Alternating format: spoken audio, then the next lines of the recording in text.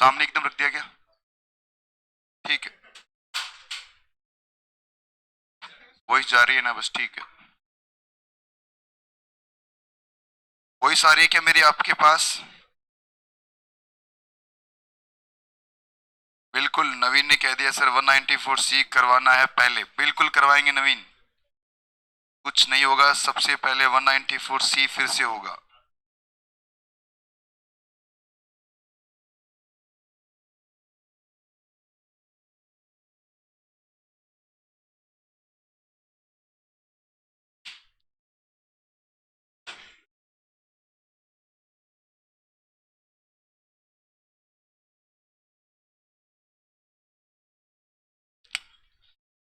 ये टीडीएस वाली फाइल खोलना।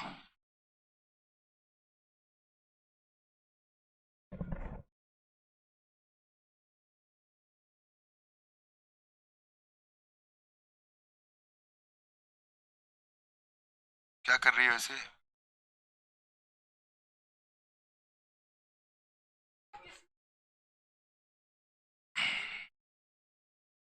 बैठ जाओ बेटा, बैठ।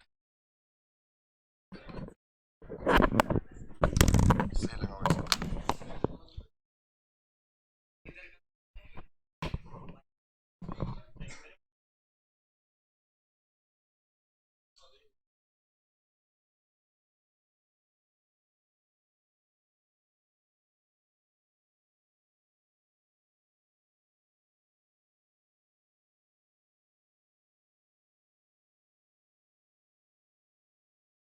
इधर करता ना हूँ उसका।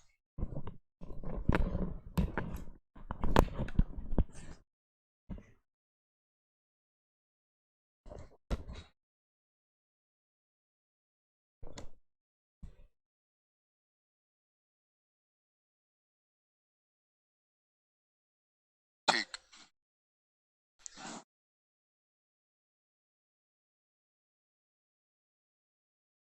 एक सेक्शन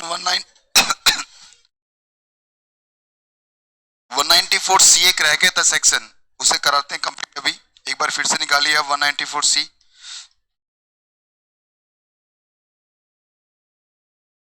सी मतलब कॉन्ट्रैक्ट हो गया आपका।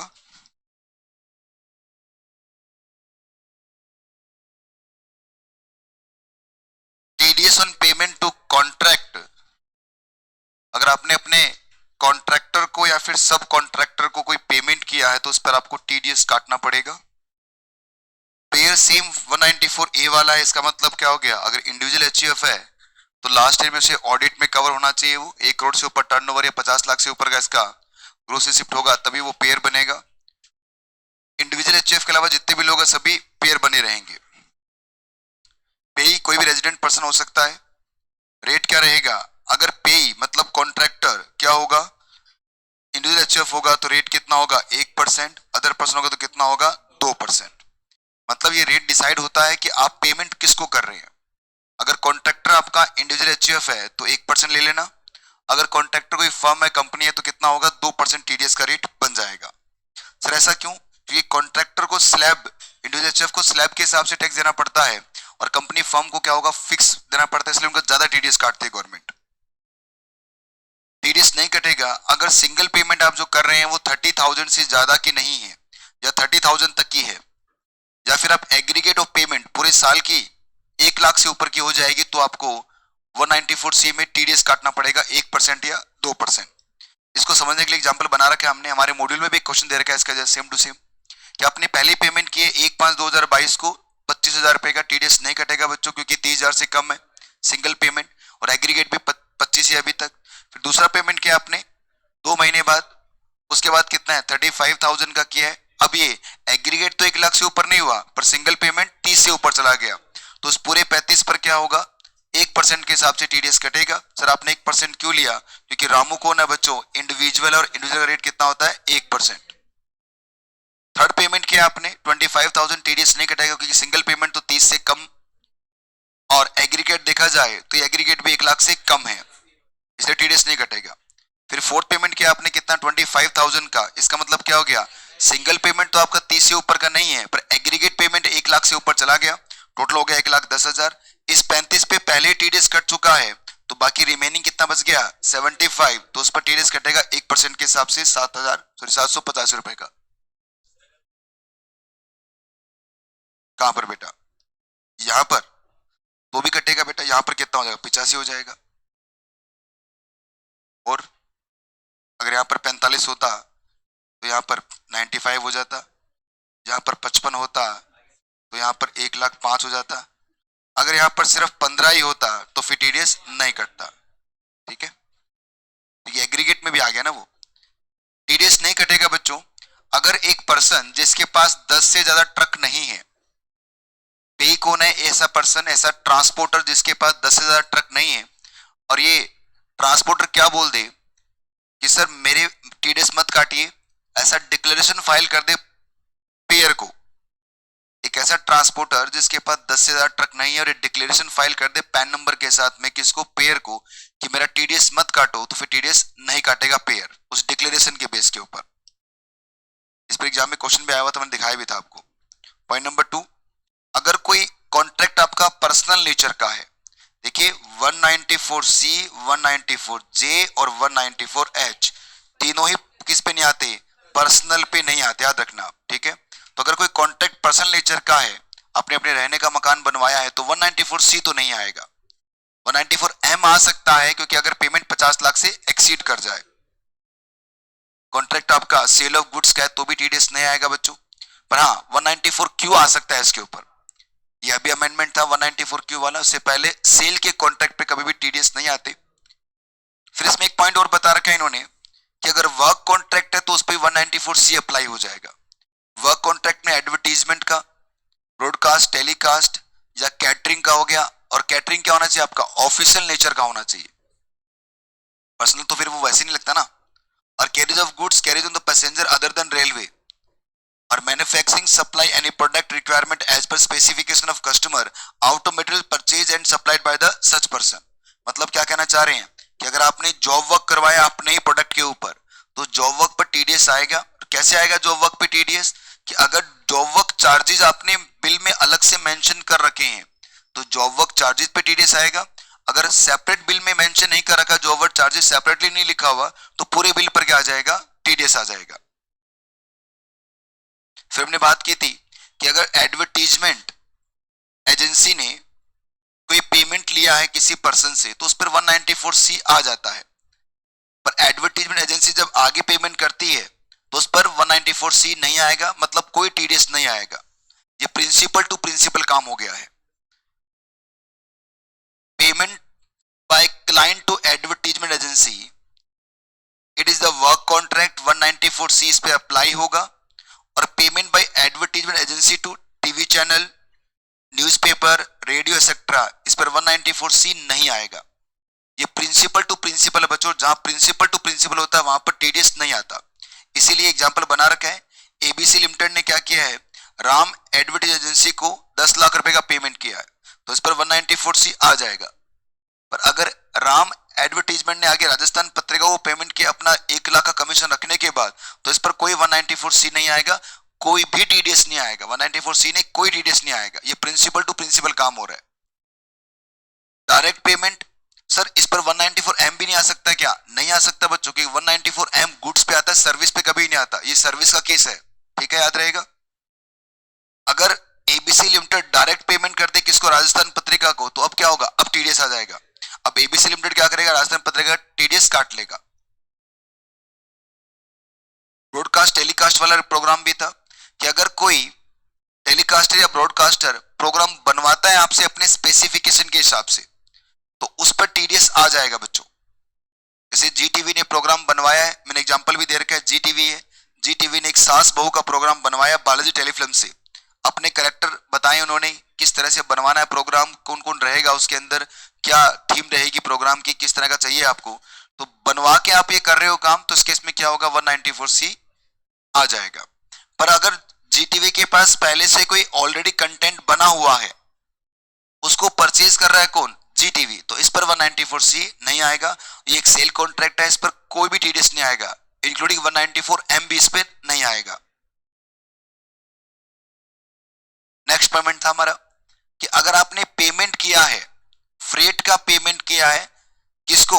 Gas plant, gas transport charges पे हुए हैं बेटा आपके, किसके लिए? गैस सेलर का। कि मतलब सर क्या हो गया कि sir deduction of TDS on payment of gas transport charges for the purchaser of material of gas to the seller of gas. मतलब सर कि सर एक गैस बेचने वाला पर्सन है, एलपीजी वगैरह की बात हो रही है यहाँ पर, तो एक गैस प्लांट कोटा में लगा हुआ है, अगर सेलर का खुद के ट्रक है, उसके ट्रांसपोर्टेशन चार्जेस आप पे कर रहे हो तो 194 सी नहीं आएगा। पर यदि आपने थर्ड पार्टी से क्या किया है, ये ट्रक ट्रांसपोर्टेशन का फ्रेट पे किया थर्ड पार्टी को, तो 194 सी आ जाएगा। मतलब जिससे आपने गैस परचेज किया है उस पर 194 सी नहीं आता उसकी फ्रेट के ऊपर, और जिससे आपने अरेंज करवाया क्या थर्ड पार्टी से ट्रांसपोर्टेशन के लिए ट्रक वगैरह, तो उस पर 194 सी आ जाएगा। ये इंपॉर्टेंट भी है भाई, स्टार लगवाया था मैंने आपको इस पर। ये था 194 सी जो काफी डिमांड में था। एमसीक्यू का क्वेश्चन 80 तू बता दो, एमसीक्यू का क्वेश्चन कौन सा आ गया?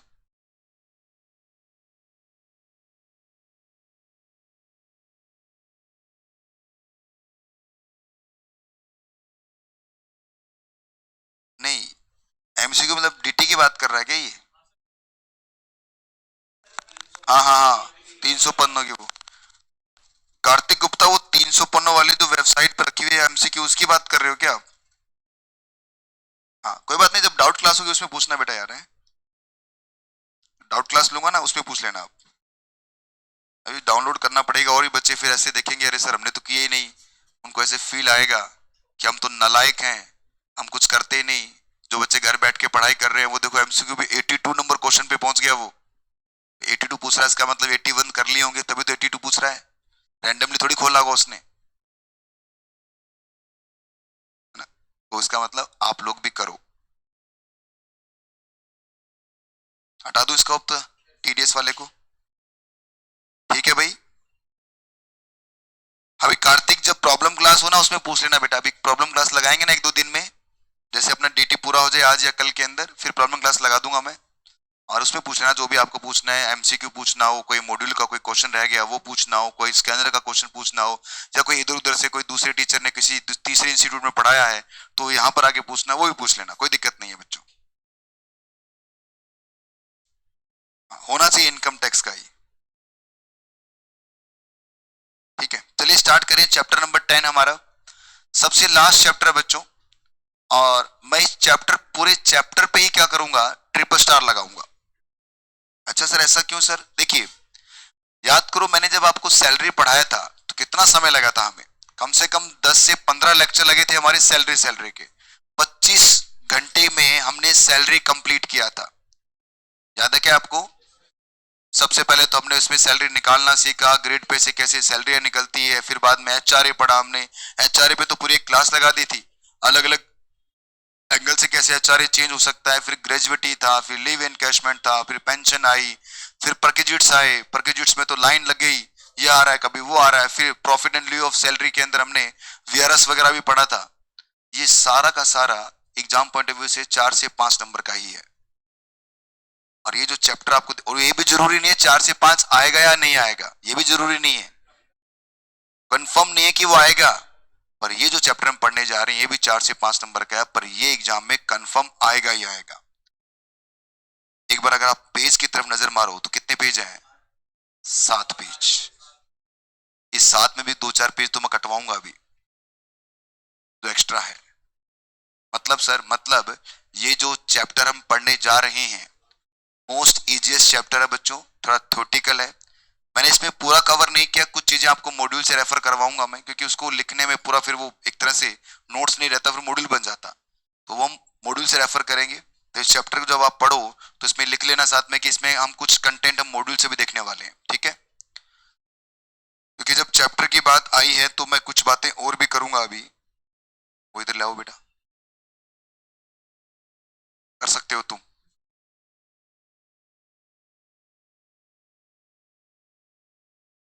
क्या बात है, बहुत इंटेलिजेंट बच्चे हैं भाई।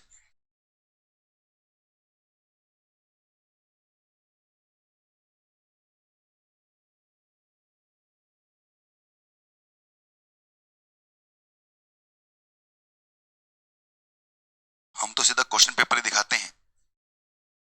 जब तक क्वेश्चन पेपर आप नहीं देखोगे ना, तब तक आपको ये नहीं पता चलेगा कि चलना कैसे है। हमेशा बेटा फोकस रखना कि उस 3 घंटे में क्या परफॉर्म करके आना है आपको।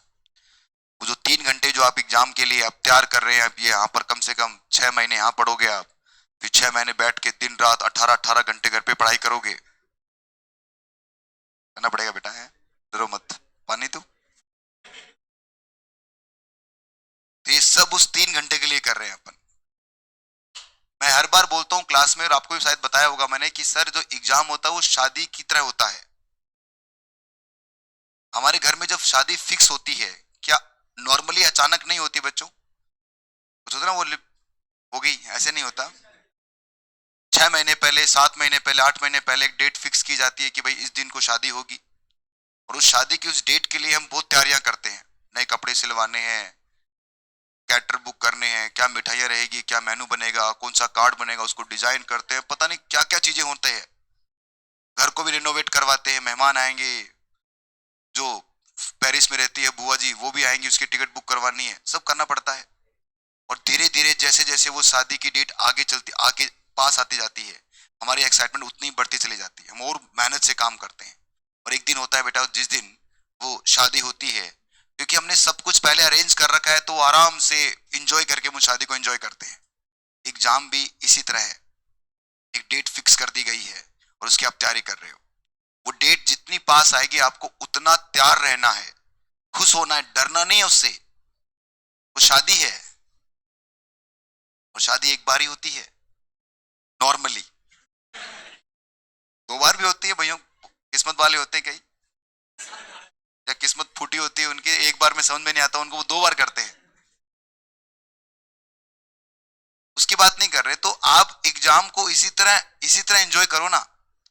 इतने सारे बच्चे फोन करते हैं, अभी आ रहे हैं फोन, कल ही फोन आया कि सर वो बहुत गुरु समझ ले रहा है, दे दूं? मैं एक भी क्यों दे रहा, अगली बार दे देना। एक भी क्यों दे रहा है फिर? सर वो मतलब बैठ ही नहीं पा रहा सर, वो कनेक्ट नहीं हो पा रहा, अब क्या करें सर, अब एक ग्रुप दे दूं मैं, दोनों ग्रुप तो हो नहीं रहे, तो एक ग्रुप तो कौन सा दूं? अभी भी ये पूछ रहा है तू, 15 दिन बाद तेरे एग्जाम हो तो पूछ रहा है, कंफ्यूज है कि कौन सा दूं, दो में भी कौन सा दूं? बट अब क्या रिप्लाई करूं तेरे को? तो सर फिर भी आप तो कुछ बता दो। मैं क्या बता दूंगा, मैं तो ये बोलूंगा अगली बार देना, दोनों दे देना साथ में, आज तो वैसे भी नहीं होना अब। तो ये कब होता है, जब आप चीजों को लूज छोड़ देते हो। आप कंट्रोल में रखिए हर चीज को, सब कुछ मजा आएगा। बिल्कुल कंट्रोल में चलना चाहिए, डेली बेस पे जो आपको काम करना है उस पर फिक्स रहिए आप। उसके बाद में एकदम सब चीजें आराम से स्मूथली हो जाएगी। होच पोच में कुछ नहीं होता बेटा, कभी भी एकदम सब चीजें नहीं कर सकते आप। आप कोई सुपरमैन नहीं है जो एक दिन में पूरी पढ़ाई करके पास हो जाएंगे, नहीं हो सकता। लास्ट डे में देख लेंगे सर, एग्जाम का एक दिन पहले मिलेगा, उसमें पढ़ कुछ नहीं होने वाला उसमें। वो जो एक दिन पहले वाला है उसको रिवीजन करोगे ना आप, तो रिवीजन भी तभी होगा जब उससे पहले आपने उसको 10 बार रिवाइज कर रखा है। ठीक है, इसीलिए ये तैयारी जरूरी है। तो 3 घंटे, ये देखिए बच्चों, ये सबसे लास्ट क्वेश्चन जो आपको दिख रहा है, देखो इसके बाद में क्या स्टार्ट हो जाएगा, आपका जीएसटी स्टार्ट हो जाएगा। देखो ये रहा, सेक्शन बी में जीएसटी आएगा। इससे पहले जो क्वेश्चन है बच्चों, जस्ट पहले सी पॉइंट, ये आपका किसका है, चैप्टर नंबर 10 का, ये वाला क्वेश्चन और ये वाला पूरा क्वेश्चन। ठीक है, चलो और दिखाता हूं। हाँ, लगभग इस क्वेश्चन की तो जगह फिक्स है बच्चों, इसका तो रूम सबसे लास्ट क्वेश्चन आएगा, 4 का सी पार्ट या बी पार्ट, फोर्थ क्वेश्चन का सी पार्ट या बी पार्ट, ये फिक्स है। टीडीएस का भी फिक्स है, तीसरा या दूसरा, ये तो तीसरा क्वेश्चन होगा या दूसरा होगा, ज्यादातर तीसरा क्वेश्चन आता है टीडीएस के अंदर। जीएसटी में फिक्स है, बताऊंगा कौन से चैप्टर में कौन सा क्वेश्चन बनता है, सब कुछ फिक्स कर रखा है इंस्टीट्यूट ने, बस वो चीजें थोड़ी बहुत हटा हिला देता है। अब ये देखिए, ये जीएसटी आया, जीएसटी 5वां क्वेश्चन है, उससे पहले ये फोर्थ क्वेश्चन, फोर्थ का सी पार्ट है बच्चों। ये पूरा का पूरा कौन सा क्वेश्चन है, सेक्शन 139(1), ये सब किसका है बच्चों, ये चैप्टर नंबर 10 है। एक और दिखा देते हैं, क्या पता विश्वास हो ही जाए आपको मेरे बातों पर। हो गया यार, बड़ी जल्दी विश्वास कर लेते हो तुम, मेरी बातों पर विश्वास रहता है तुम्हें। तो देखिए ये रहा सी पॉइंट, फोर्थ का क्वेश्चन है ये, फोर्थ का सी, दिखाओ सर फोर्थ है क्या, ये देखो इसे 4 बोलते हैं, इसका ए ये रहा, ये बी रहा और ये है सी। सी मतलब थर्ड क्वेश्चन, थर्ड पार्ट। ये भी 10 नंबर, सॉरी 4 नंबर का आया है। तो 4 नंबर तो फिक्स है बच्चों, ये पूरे बना रखे हैं, कब किसको रिटर्न फाइल करना उसको पूछा हुआ है। एक और दिखा देता हूं चलो, सॉरी।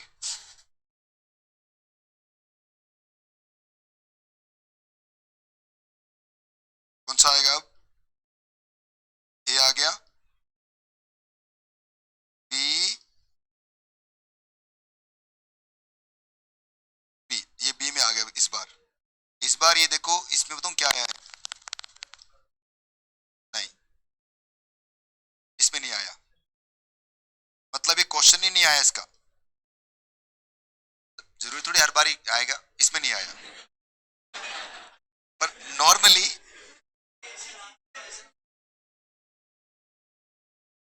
विश्वास मत करना तो तैयार इस क्वेश्चन को कर लोगे। करो विश्वास। चलिए भाई बढ़ते हैं बच्चों रिटर्न ऑफ इनकम की तरफ। चैप्टर नंबर है, ये जो 7 पेज मैंने यहाँ पर लिख के आपको दिए हैं, ये यहां से ही नॉर्मली क्वेश्चन पूछा गया आज तक। पर इसके अलावा भी आपको मॉड्यूल से कुछ रीड करना, बताऊंगा क्या रीड करना है। हो सकता है वहां से भी पूछ ले, क्योंकि ये चैप्टर 4 नंबर का है, तो इसको हमें लाइटली बिल्कुल भी नहीं लेना। देखिए कुछ चैप्टर हैं, अगर आप मैं बताऊं आपको, अगर मॉड्यूल 3 की हम बात करें, फर्स्ट सेकंड और थर्ड मॉड्यूल हम देख रहे हैं, तो मॉड्यूल 3 जो आपका है, पूरा मॉड्यूल पूरे एग्जाम के अंदर कम से कम 50% मार्क्स कवर कर देगा, ज्यादा उससे भी। जैसे ये चैप्टर हो गया, टीडीएस वाले में 8 नंबर आना ही आना है, इस वाले में 4 नंबर या 5 नंबर क्वेश्चन आना ही आना है। इसके अलावा जो डिडक्शन वाला चैप्टर उसमें से क्वेश्चन आता है, चैप्टर नंबर 8 जो टोटल इनकम, उसमें तो 40 नंबर क्वेश्चन आएगा। तो ये जो चैप्टर है बच्चों, लास्ट वाला जो मॉड्यूल अपना, ये मोस्ट इंपोर्टेंट मॉड्यूल है, इसको अच्छी तरह तैयार कीजिए आप। आइए स्टार्ट करें हम चैप्टर नंबर, ये हमारा चैप्टर नंबर 10 है, return of income. Sir return of income का मतलब, जब आप सब काम कर चुके होते हैं, आपने अपनी इनकम को कमा लिया, स्टेटस आपने चेक कर लिया, इनकम कैलकुलेट कर लिया, डिडक्शंस आपने दे दिया, टोटल इनकम पे टैक्स भी निकाल लिया, टीडीएस वीडीएस एडवांस टैक्स के प्रोविजन भी देख लिए, तो सब कुछ हो जाने के बाद में अब बारी आती है किसकी? रिटर्न फाइल करने की। सर रिटर्न क्या होता है? रिटर्न का मतलब है स्टेटमेंट ऑफ इनकम। आप गवर्नमेंट को ये बता रहे हैं कि आपने कहां कहां से कैसे कैसे कितना कितना पैसा कमाया, ये गवर्नमेंट को बता रहे हैं। गवर्नमेंट कभी भी आपको ये नहीं कहेगी अपनी रिटर्न फाइल करो, गवर्नमेंट ने प्रोविजंस बना दिए हैं, अगर आप फाइल नहीं करोगे तो पेनलाइज कर देगी आपको। कभी गवर्नमेंट ये नहीं कहेगी इतनी इनकम दिखाओ। गवर्नमेंट फर्स्ट चांस में आपको ईमानदार मानती है, वो कहते हैं वहां पे विश्वास करते हैं कि आप झूठ नहीं बोलेंगे, ईमानदारी से अपनी इनकम बता दो, जो आपको सही लगे, आपको लगे मैंने इतना कमाया उतना बता दीजिए हमें। सर मान लो अगर कोई आदमी कम इनकम दिखाएगा तो क्या होगा? तो गवर्नमेंट क्या करेगी? उसका असेसमेंट करेगी। असेसमेंट मतलब उसकी इनकम का जांच पड़ताल किया जाएगा, और जांच पड़ताल में अगर इनकम उसकी कम निकली तो टैक्स तो एक्स्ट्रा देना ही है, साथ में पेनल्टी भी देनी पड़ेगी। झूठ बोलेगा तो सजा भी तो लगेगी, इस झूठ बोलोगे तो सजा मिलेगी ना। गवर्नमेंट ने पहले बोला सच सच बता दे कितना कमाया, और उसके हिसाब से अपने ईमानदारी से टैक्स पे कर दे। तो पर्सन ने बताया साहब मैंने इतना कमाया, इतना उसका टैक्स है, रिटर्न फाइल हो गई, गवर्नमेंट के रिटर्न फाइल कर दो, आराम से सो जा। अगर हमें थोड़ा भी शक हुआ तो हम क्या करेंगे? उसको चेक कर लेंगे। चेक करने में पता चला कि तू झूठ बोल रहा था, मतलब तेरी इनकम ज्यादा थी, तूने कम शो की है। सर गवर्नमेंट कैसे पता चलता है? सारे सोर्स है गवर्नमेंट के पास। एक एक ट्रांजेक्शन जो आप ये 2 रुपए भी पेटीएम करके आते हो ना, उसका भी डिटेल गवर्नमेंट के पास है, क्योंकि अब कोई इंसान नहीं है जो चीजों को चेक कर रहा है, कंप्यूटर चेक कर रहा है बच्चों, और कंप्यूटर सुपर कंप्यूटर है, वो हर एक ट्रांजेक्शन का लिंक पता कर लेते हैं। आप चैप्टर नंबर 5 पढ़ोगे अपने ईआईएस के अंदर, वहां आपको सीबीएस के बारे में बताया जाएगा। एक चैप्टर 5 आएगा बच्चों, सबसे इंटरेस्टिंग चैप्टर है वो। तो सीबीएस मतलब जो कंप्यूटर जो आज बैंक यूज करता है, वहां पर आपको एक टॉपिक पढ़ाया जाएगा मनी लॉन्ड्रिंग का, कि किस तरह से डर्टी मनी को क्लीन मनी में बैंक लेके आता है, बैंक के थ्रू हो जाता है काम ये। अब इतने बड़े बड़े सॉफ्टवेयर आ गए हैं, अब मनी लॉन्ड्रिंग पॉसिबल नहीं है बैंक के चैनल के थ्रू। आजकल दूसरी तरीके से मनी लॉन्ड्रिंग हो रहा है, हवाला जिसको हम कहते हैं। देखिए बच्चों, एक पर्सन जिसके पास पैसा है, खूब पैसा है, मान लो आपके पास 50 करोड़ रुपया कैश रखा हुआ है, क्या आप लाइफ एंजॉय कर लोगे? क्या नहीं कर पाओगे। 50 करोड़ आपके पास है, अगर वो जब तक बैंकिंग चैनल में नहीं है तब तक उसे एंजॉय नहीं कर पाओगे आप। क्या कर लोगे? कितना खा लोगे आप? 50 करोड़ है आपके पास, तो आप लाइफ को तो लग्जरी भी तो देखोगे आप, और लग्जरीज के लिए क्या चाहिए आपको? उस पैसे को किस में लाना पड़ेगा आपको, बैंकिंग चैनल में लाना पड़ेगा। और जैसे उसे बैंकिंग चैनल में लेके आओगे तो उस पर क्या करना पड़ेगा आपको, टैक्स पे करना पड़ेगा। और ये सारा काम कौन कर रहे हैं, सॉफ्टवेयर कर रहे हैं। एक पर्सन ने दूसरे पर्सन को दिया, दूसरे ने तीसरे को दिया। लोग क्या करते हैं, लेयरिंग बनाते हैं।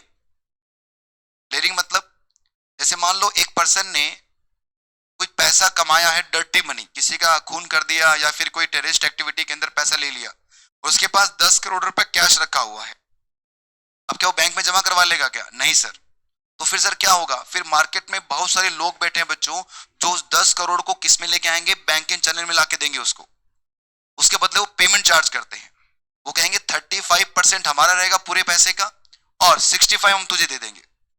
और मुझे बताइए क्या वो मान जाता है क्या, बिल्कुल आसानी से मांगता। उसका क्या लगा, उसका क्या लगा, दो चक्कू चलाया उसने, आ गया पैसा। समझ रहे बेटा। अब वो क्या करते हैं वो लोग, वो इतने सारे अकाउंट खोलते हैं, उन सभी अकाउंट के अंदर 1000 2000 5000 रुपए जमा करवाते हैं। ये बहुत छोटी अमाउंट है, ट्रेस नहीं हो पाती। अब उसके बाद में जैसे मान लो मेरे पास 10 लाख रुपया है ब्लैक का, और मैंने आप सबके अकाउंट खुलवा लिए, खुल गए, और सबके अकाउंट में 1000 500 700 300 ऐसे करके जमा कर दिए पहले दिन। उसके बाद में क्या हुआ, इन्होंने इनको सेंड किया, उन्होंने इनको सेंड किया, आपस में क्या किया, पैसे का लेयरिंग बनाया। इतना लेयरिंग बनाया कि सर उसकी ट्रेस नहीं कर पाओगे आप। ऑडिट ट्रेल जिसको आप कहते हो ना ऑडिट के अंदर, वो ऑडिट ट्रेल गायब कर देते हैं उसकी। कुछ पैसा इंडिया के बाहर जाएगा, वापिस इंडिया में आएगा, पेटीएम में कर दिया, ये कर दिया, सामान दुकान वाले से इतना उस पैसे को घुमा दिया, और बाद में सारा पैसा घुमा के कहां ले आए, एक अकाउंट में ले आए। सारा पैसा कहां जाएगा, एक अकाउंट के अंदर। और वो पैसा जो अकाउंट में आया है, वो पैसा क्या होगा, क्लीन मनी बन जाएगा, और वो किसको दे दिया जाएगा, उस पर्सन को जिसको वो चाहिए, और फिर वो एंजॉय करेगा लाइफ। ये होता है सिस्टम, इसे बोलते हैं क्या, मनी लॉन्ड्रिंग। आप पढ़ोगे पूरा, मैडम समझाएंगे आपको किस तरह से मनी लॉन्ड्रिंग चलती है मार्केट के अंदर। तो अब ऐसे सॉफ्टवेयर बन चुके हैं बच्चों, इस मनी लॉन्ड्रिंग को बैंकिंग के थ्रू पॉसिबल नहीं होने देते। तो सोचिए वो सभी सॉफ्टवेयर कहां लगे हुए हैं, इनकम टैक्स पे भी हैं। तो आप ये मत सोचिए कि आपकी इनकम अब जो आपने कम दिखाई है वो गवर्नमेंट को पता नहीं चलेगा, सब पता है। गवर्नमेंट तो बोल रही है हम तुझसे पूछना चाहते हैं कि बता कितना कमाया, और ईमानदारी से अपनी रिटर्न फाइल कर दे। कल को अगर कुछ गड़बड़ हुआ तो हम क्या करेंगे, तेरा टैक्स तो लगेगा ही लगेगा, ऊपर से क्या लगेगा, पेनल्टी भी चार्ज की जाएगी। आई बात समझ में। तो सर हम यहां मतलब चैप्टर नंबर 10 में मतलब इंटरमीडिएट के अंदर सिर्फ रिटर्न फाइलिंग पढ़ेंगे। रिटर्न फाइलिंग के हो जाने के बाद में गवर्नमेंट कैसे असेसमेंट करती है, सेक्शन 142(1), सेक्शन 143(3), 144, 147, 153 रेट वगैरह, ये सब चीजें कहां पढ़ोगे आप, फाइनल के अंदर।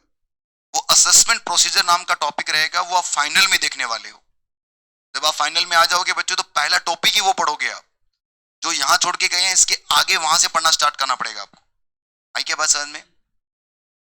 तो इस चैप्टर में हमें क्या पढ़ना है कि सर वो कौन कौन सी लोग हैं जिनको रिटर्न फाइल करना कंपलसरी है, किस किस को रिटर्न फाइल करना पड़ेगा। तो यहां बता रखा है बच्चों किन किन को रिटर्न फाइल करना पड़ेगा, और रिटर्न फाइल करना पड़ेगा तो कब फाइल करना है, क्या उसकी ड्यू डेट है, रिटर्न फाइल नहीं करोगे तो कितनी पेनल्टी लगेगी, लेट कब तक फाइल कर सकते हो, ये सारी बातें इस चैप्टर में हम देखने वाले हैं। और स्टार्टिंग के जो 4-5 पेज है बच्चों बस यही चैप्टर है, बाकी तो सब थ्योरेटिकल लिखा हुआ फालतू बातें लिखी हैं। तो ये स्टार्ट करते हैं सेक्शन 139 सब सेक्शन 1 कि सर वो कौन कौन से लोग हैं जिनको रिटर्न फाइल करना कंपलसरी है। The filing of return is compulsory of the following person. सबसे पहला व्यक्ति, जितनी भी हिंदुस्तान में कंपनियां बनी हुई है, चाहे वो प्राइवेट हो, चाहे वो लिमिटेड हो, चाहे पीएसयू हो, चाहे इंडियन हो, चाहे कैसी भी कंपनी हो, उन सबको इंडिया में क्या करना पड़ेगा, रिटर्न फाइल करना मैंडेटरी है। अगर एक कंपनी लगातार 20 साल से लॉस कमा रही है, उसके पास एक भी पैसा नहीं है प्रॉफिट का, तो भी रिटर्न फाइल करना है कंपनी को क्या, बिल्कुल करना पड़ेगा। उस कंपनी को हमेशा रिटर्न फाइल करना ही पड़ेगा। बोलिए। पॉइंट नंबर 2, जितने भी पार्टनरशिप फर्म है इंक्लूडिंग, उनको भी रिटर्न फाइल करना क्या है, कंपलसरी है। चाहे पार्टनरशिप फर्म लॉस में चलती हो, चाहे पार्टनरशिप फर्म ने पूरे साल में एक भी ट्रांजैक्शन नहीं किया है, तो भी क्या करना पड़ेगा उनको, रिटर्न फाइल करना कंपलसरी। आप नई नहीं लग रही हो क्लास, अच्छा ऑनलाइन वाले हो, जानते हो ना, ऑनलाइन में छोटा दिखता हूं ना मैं, यहाँ बड़ा सारा दिख रहा हूँ, कुछ फर्क नजर आता है थोड़ा बहुत उसमें। चलिए नहीं, ऑनलाइन में पढ़ाई होती है अच्छी तरह? मन हो तो। इनका यहाँ क्लास में मन नहीं लगता।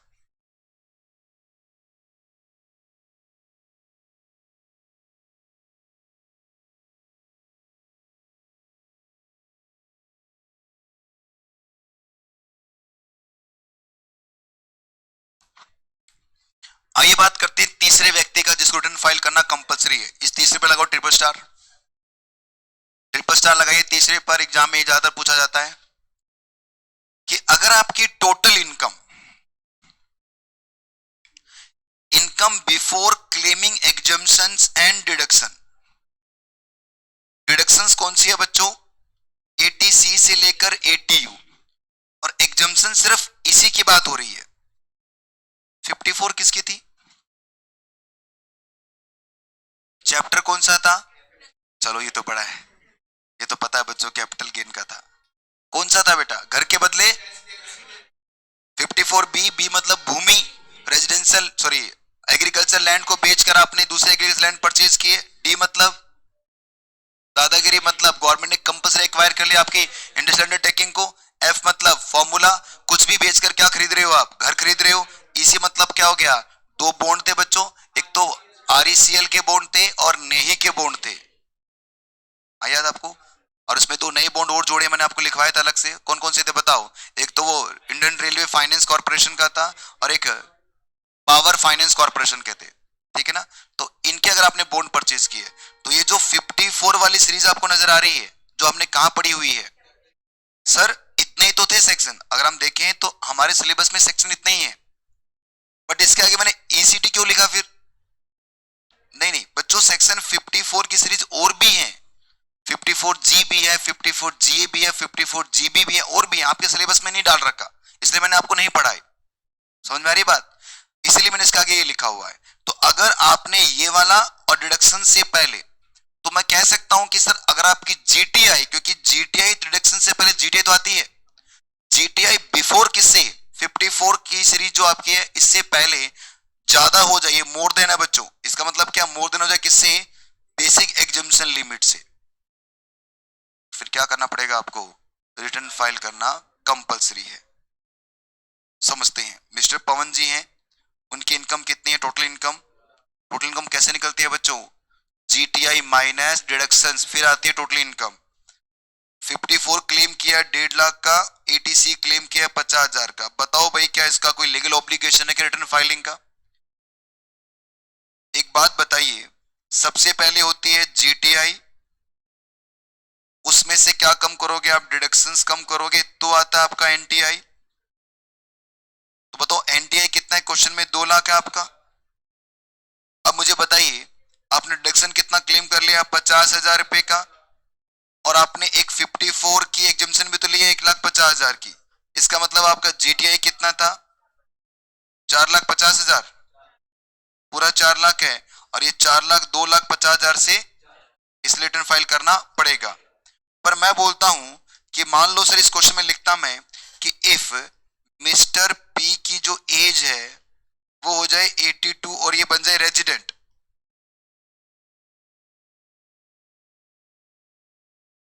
देखिए 5 लाख हो गई, 4 लाख है तो रिटर्न फाइल करने की जरूरत अब उसको नहीं पड़ेगी।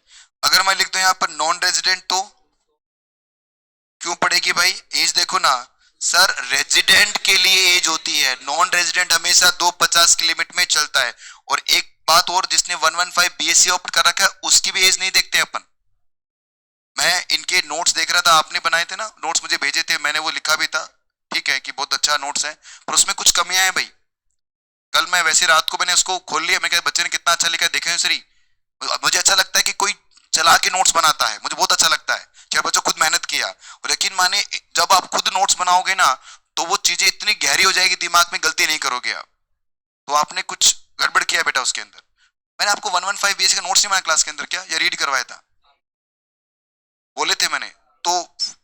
मेरे पास मैं कब कब की बात है यार, कब पढ़ा रहा था मैं? 10 एक दिन पहले पढ़ाया था मैंने 115 BSc, यहाँ पे नहीं और कहीं भी पढ़ाया था मैंने। तो बोर्ड पे लिखे थे मैंने, मैं बोर्ड पढ़ाता हूँ, वहां पर बोर्ड पे पढ़ाता हूँ, फाइनली क्लास में पढ़ा रहा था मैं। तो बोर्ड पे लिखा था मैंने, तो एक बच्चे ने उसका फोटो क्लिक कर लिया था, सारा फोटो। तो जो 115 BSc का नोट जो मैंने बनाया हूँ आपको मैं डाल दूंगा, वो आप देख लेना एक बार, जब अपने नोट्स बनाओ ना उसमें चेक कर लेना बेटा, दो तीन चीजें इसमें मिसिंग थी आपकी।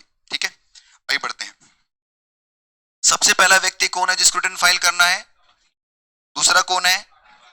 तीसरा है जिसकी इनकम बिफोर 54 और डिडक्शन से पहले 2,50,000, 3 लाख या 5 लाख से एक्सीड कर जाए। चौथा व्यक्ति R O R. R O R क्या होता है? रेजिडेंट और नी रेजिडेंट, है ना। रेजिडेंट की दो कैटेगरी है बच्चों, आर ओ आर और आर एन ओ आर। यहाँ किसकी बात हो रही है? आर ओ आर की। कि अगर कोई इंडिविजुअल एचयूएफ जो आर ओ आर है उसके पास कोई एसेट है जो इंडिया के बाहर है, हैविंग द एसेट्स और signing authority outside India. Signing authority, हाँ, इंडिया के बाहर। जैसे मान लो आपका यूएस में एक पार्टनरशिप फर्म है, उसके अंदर आप पार्टनर हो तो साइनिंग अथॉरिटी होगी ना। या आपके पास कोई ऐसी चीज है इंडिया दूसरी कंट्री में जहां पर आपकी साइन की वैल्यू है, तो इस केस में, या फिर आपकी प्रॉपर्टी इंडिया के बाहर और आप क्या बन गए हैं? आरओआर बन गए इंडिया के लिए। आरओआर बनने के लिए क्या सिटीजन होना जरूरी है क्या? नहीं सर, सिटीजनशिप अलग होता है और ये अलग होता है भाई। अगर आपने बेसिक कंडीशन एडिशनल कंडीशन पूरी कर दी है सेक्शन 6 सबसेक्शन 1 की, तो आप क्या बन जाएंगे? आरओआर बन जाएंगे। मान लो एक बाहर का व्यक्ति है जिसका जन्म भी बाहर ही हुआ, पीटर नाम है उसका, और पीटर इंडिया में रहने लग गया, तो वो क्या बन गया इंडिया के लिए? आरओआर बन गया। सारी कंडीशंस पूरी कर दी उसने, तो अब वो आरओआर बन गया है। तो पीटर के पास यूएस में एक मकान भी था और पीटर की इंडिया में कोई इनकम नहीं है, यहाँ बस वृंदावन में घूमता है, बस मजे कर रहा है। अब मुझे बताओ बच्चों, क्या रिटर्न फाइल करना पड़ेगा क्या? Yes sir. सर अगर उसकी इनकम होती है इंडिया में तो ऊपर कवर हो जाएगा ना वो तो। अगर उसके पास इंडिया में इनकम है तो पॉइंट नंबर 3 में कवर हो जाएगा। फिर तो R O R R N R कुछ देखना ही नहीं है ना। अगर आपकी इंडियन इनकम कितनी है, बेसिक जम से लिमिट से ज्यादा आ रही है 2,50,000 से, तो आप उसमें कवर हो जाओगे। ऐसा कोई व्यक्ति जो ऊपर 3 में कवर नहीं है वही तो चौथे में आ रहा है, और वो आर ओ आर और इंडिया के बाहर क्या उसके पास कोई एसेट्स है या फिर क्या साइनिंग अथॉरिटी है, तो उसे क्या करना पड़ेगा? इंडिया में रिटर्न फाइल करनी पड़ेगी। एनी एसेट्स मतलब including financial interest. Financial interest का मतलब क्या होता है? किसी भी फॉरेन कंपनी के शेयर्स हैं, बॉन्ड है, डिवेंचर्स वगैरह हैं, तो उसे बोलते हैं फाइनेंशियल इंटरेस्ट। मतलब अगर आपने माइक्रोसॉफ्ट के शेयर्स परचेज कर लिए हैं और आप आरओआर हैं और आपके पास कोई दूसरी इनकम एक पैसा की नहीं है, तो भी क्या करना पड़ेगा आपको? इंडिया में रिटर्न फाइल करनी पड़ेगी। अब बता रखे हैं कि सर बहुत बार क्या होता है कि एक आरओआर के पास जो किसी प्रॉपर्टी का बेनिफिशियल ऑनर होता है, तो उसे क्या करना पड़ेगा? आरओआर को रिटर्न फाइल करना पड़ेगा। मतलब सर देखिए, एक मकान है, वो मकान मेरा है, ऑस्ट्रेलिया के अंदर है, तो मैं उसका बेनिफिशियल ऑनर बन गया। बेनिफिशियल ऑनर मतलब क्या? जिसके नाम से मकान होता है। एक होता है बेनिफिशियरी ऑफ हाउस। बेनिफिशियरी का मतलब क्या? जिसके नाम से नहीं है पर फायदा कौन उठा रहा है मकान का? दूसरा व्यक्ति। जैसे मेरी वाइफ उस मकान में रह रही है तो वो क्या है? उसकी बेनिफिशियरी है। अगर मकान इंडिया के बाहर है और आरओआर उसका बेनिफिशियल ऑनर है, तो आरओआर क्या रिटर्न फाइल करेगा? बेनिफिशियरी को रिटर्न फाइल करने की जरूरत नहीं है। आई क्या बात समझ में? अब मेरी वाइफ अगर आरओआर है इंडिया के लिए तो उसको फाइल करने की जरूरत नहीं है, क्योंकि मैंने क्या कर दिया? रिटर्न फाइल कर दिया है। अगर मकान इंडिया के बाहर है और बेनिफिशियल ऑनर क्या बन चुका है? आरएनओआर या एनआर बन गया, तो अब गवर्नमेंट क्या कह रही है कि अब किससे फाइल करवा लेंगे? हम बेनिफिशियरी से फाइल करवा लेंगे। नहीं समझ में आया? फिर समझिए, सेक्शन क्या कहता है कि सर अगर आप आरओआर हो और इंडिया के बाहर क्या आपके पास कोई प्रॉपर्टी है, कोई एसेट है आपके पास, तो आपको इंडिया में क्या करना पड़ेगा? रिटर्न फाइल करना पड़ेगा, बात खत्म। बट अगर आप आरओआर नहीं है और इंडिया के बाहर आपके पास प्रॉपर्टी है, तो आपको रिटर्न फाइल नहीं करना। पर यदि आपकी वाइफ या आपका कोई रिलेटिव जो उस प्रॉपर्टी का बेनिफिशियल ऑनर है, सॉरी बेनिफिशियरी है, और वो आरओआर बन गया है, तो अब रिटर्न किसको फाइल करना पड़ेगा? उसको फाइल करना पड़ेगा। समझ में आई बात? इसको समझाने के लिए ये एक एग्जांपल बनाया है, पहले नोट पढ़िए।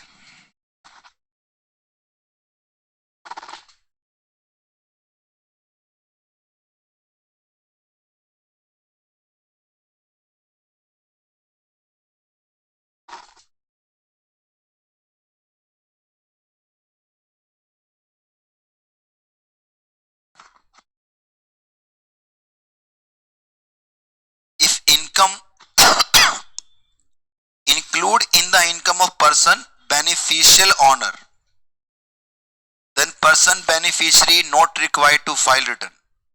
ठीक है, कि अगर बेनिफिशियल ऑनर ने रिटर्न फाइल कर दी है तो अब क्या नहीं करना पड़ेगा, बेनिफिशियरी को फाइल करने की जरूरत नहीं है। ये यूएस में मकान है बच्चों, बेनिफिशियल ऑनर है मिस्टर पवन, बेनिफिशियरी है उनकी वाइफ। केस वन, दोनों आरओआर हैं, तो बताओ रिटर्न कौन फाइल करेगा, किसको नहीं फाइल करना। अगर मिस्टर पवन क्या है, नॉन रेजिडेंट, और ये आरओआर है, तो अब क्या करेंगे, इसको नहीं फाइल करना क्योंकि आरओआर होना चाहिए। अगर दोनों ही क्या है तो फिर आपको रिटर्न फाइल करने की जरूरत ही नहीं है। हो गया पांचवा व्यक्ति जिसको रिटर्न फाइल करनी पड़ेगी।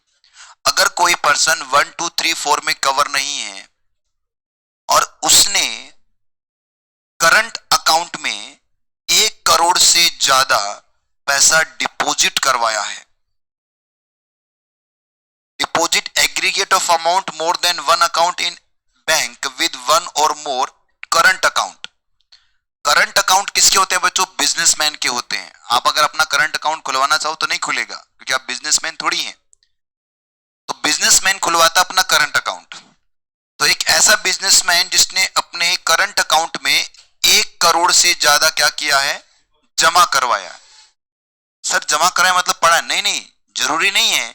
जैसे आपकी ट्रांजैक्शन कैसे होती है, हर महीने आप 5-7 लाख रुपए जमा करवा देते हैं, हर महीने हो रहा है, तो पूरे 12 महीने में जैसे 1 करोड़ तक पहुंच गया, आप एक प्रोप्राइटर हैं, आपका छोटा सा बिजनेस है, आपकी जो इनकम है वो 2 लाख आप शो कर रहे हैं, तो इसका मतलब आप फर्स्ट में कवर नहीं है, ना आप कंपनी है, ना आप फॉर्म है, एलएलपी भी नहीं है, और आपकी बेसिक जमसन लिमिट से ज्यादा इनकम भी नहीं है, और आपके पास इंडिया के बाहर कोई प्रॉपर्टी भी नहीं है। इसका मतलब क्या हो गया, रिटर्न फाइल नहीं करनी चारों केस में। बट अब आप क्या कर रहे हैं बच्चों, बिजनेस है आपका, और बिजनेस में आपने डिपॉजिट करवा दिया कितना, 1 करोड़। यहां पर ये मत सोचना 1 करोड़ एक साथ लेके जा, नहीं नहीं, आपके ट्रांजेक्शन होते हैं डेली बैंक के साथ में। 50,000 जमा हो गया, फिर 30,000 निकल गया, फिर 20,000 और जमा हो गया, फिर 5 और निकाल लिया, इस तरह से काम हो रहा है आपका। पर जमा होता गया कितना हो गया है, अगर वो 1 करोड़ टच कर गया तो फिर अब आपको क्या करना पड़ेगा, रिटर्न फाइल करना पड़ेगा। गवर्नमेंट को कैसे पता कि 1 करोड़ हो गया, सब पता है बेटा उनको, एक एक रुपए का इंफॉर्मेशन है। ठीक है, हाँ जी। टोटल डिपॉजिट देखो ना, फिर पढ़ो, deposit aggregate of amount, aggregate का मतलब सबको मिलाकर, more than 1 crore in bank with 1 और मोर करंट अकाउंट। एक बैंक में या एक से ज्यादा बैंकों में आपका करंट अकाउंट है और उसमें आपने क्या कर लिया है, टोटल डिपॉजिट आपके हुए कितने, 1 करोड़ से ज्यादा। निकालने वाला कोई मैटर नहीं है बेटा, निकाल, जमा होगा तो निकलेगा भी ना, निकालते रहो, कोई दिक्कत नहीं है, आप चेक काटते रहो, आप विड्रॉल करते रहो, पर जमा हो गया। गवर्नमेंट बोल रही है कि यार 1 करोड़ रुपए तुरंत जमा हो चुका है, तो इसका मतलब रिटर्न तो फाइल करके दिखा, चेक तो करें कि कहां इनकम नहीं कमा रहा है तू। बढ़े आगे, पॉइंट नंबर 2, एक ऐसा व्यक्ति जो ऊपर के 4 में नहीं कवर हो रहा और वो विदेश घूमने के लिए 2 लाख रुपए खर्च कर रहा है, या फिर किसी दूसरे पर्सन के लिए उसने पेमेंट किया है फॉरेन ट्रेवल का, या तो वो खुद गया है या किसी दूसरे व्यक्ति का फॉरेन ट्रेवल का 2 लाख रुपए या उससे ज्यादा का पेमेंट किया है, तो उस केस में उसे क्या करना पड़ेगा, रिटर्न फाइल करना पड़ेगा। गवर्नमेंट पूछती है रिटर्न फाइल नहीं कर रहा, हाँ सर 2.5 लाख की इनकम नहीं है, मतलब धंधा मंदा है। अच्छा तो ये क्या है, ये तो पेरिस घूम के आ रहा हूं। किसके साथ जा रहा है, बस वो दोस्त है यार, इनके बुआ जी बुला रही है। सोचिए आप फॉरेन ट्रेवल कर रहे हैं, 2-2 लाख रुपए एक्स्ट्रा खर्च कर रहे हैं, और एक तरफ बोल रहे हैं कि आपने इनकम ही नहीं कमाई। तो इसका मतलब ये नहीं कि गवर्नमेंट आपसे टैक्स मांग रही है, गवर्नमेंट ये बोले नहीं, नहीं कोई बात नहीं, हमें पता तू नहीं कमाता, तेरी कोई इनकम नहीं है, बस तू ऐसे ही जा रहा है दर्शन करने पेरिस में एफिल टावर के, कोई बात नहीं, बस रिटर्न फाइल कर दे। अब कि ऊपर वाले में कवर नहीं है ना, तो यहां पर उसको पकड़ा गया है। और सबसे लास्ट में क्या बोला कि ऐसा व्यक्ति जिसके घर का बिजली का बिल कितना आ रहा है, 1 लाख से ज्यादा का आ रहा है एक साल में, उसको भी क्या करना पड़ेगा, रिटर्न फाइल करना। देखो 1 लाख से ज्यादा का मतलब लगभग 8-8.5 हजार रुपए महीने का बिल हो गया।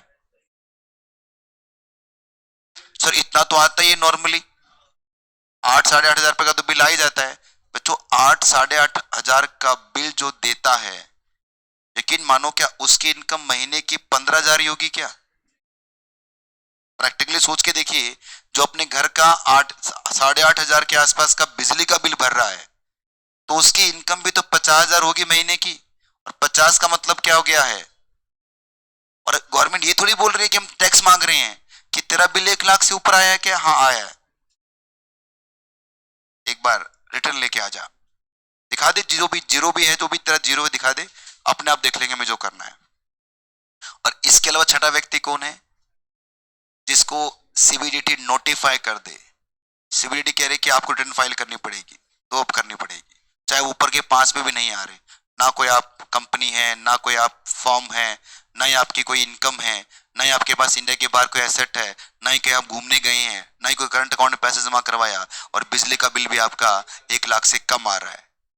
अपने का सर मैं तो कहीं कवर नहीं हूँ, सीबीडीटी हमारी मर्जी। जिसको हम नोटिफाई कर देते हैं उसको तो आना ही पड़ेगा रिटर्न लेके। हाँ जी, सीबीडीटी नोटिफाई करती है, हाँ बहुत को करती है, क्यों नहीं करती, बहुत लोगों को नोटिफाई करती है सीबीडीटी। चलिए, जब आपने ये पता कर लिया कि रिटर्न फाइल करना किन किन लोगों को मैंडेटरी है, इसके बाद में अब आपको ये पता करना पड़ेगा कि सर रिटर्न कब फाइल करना है।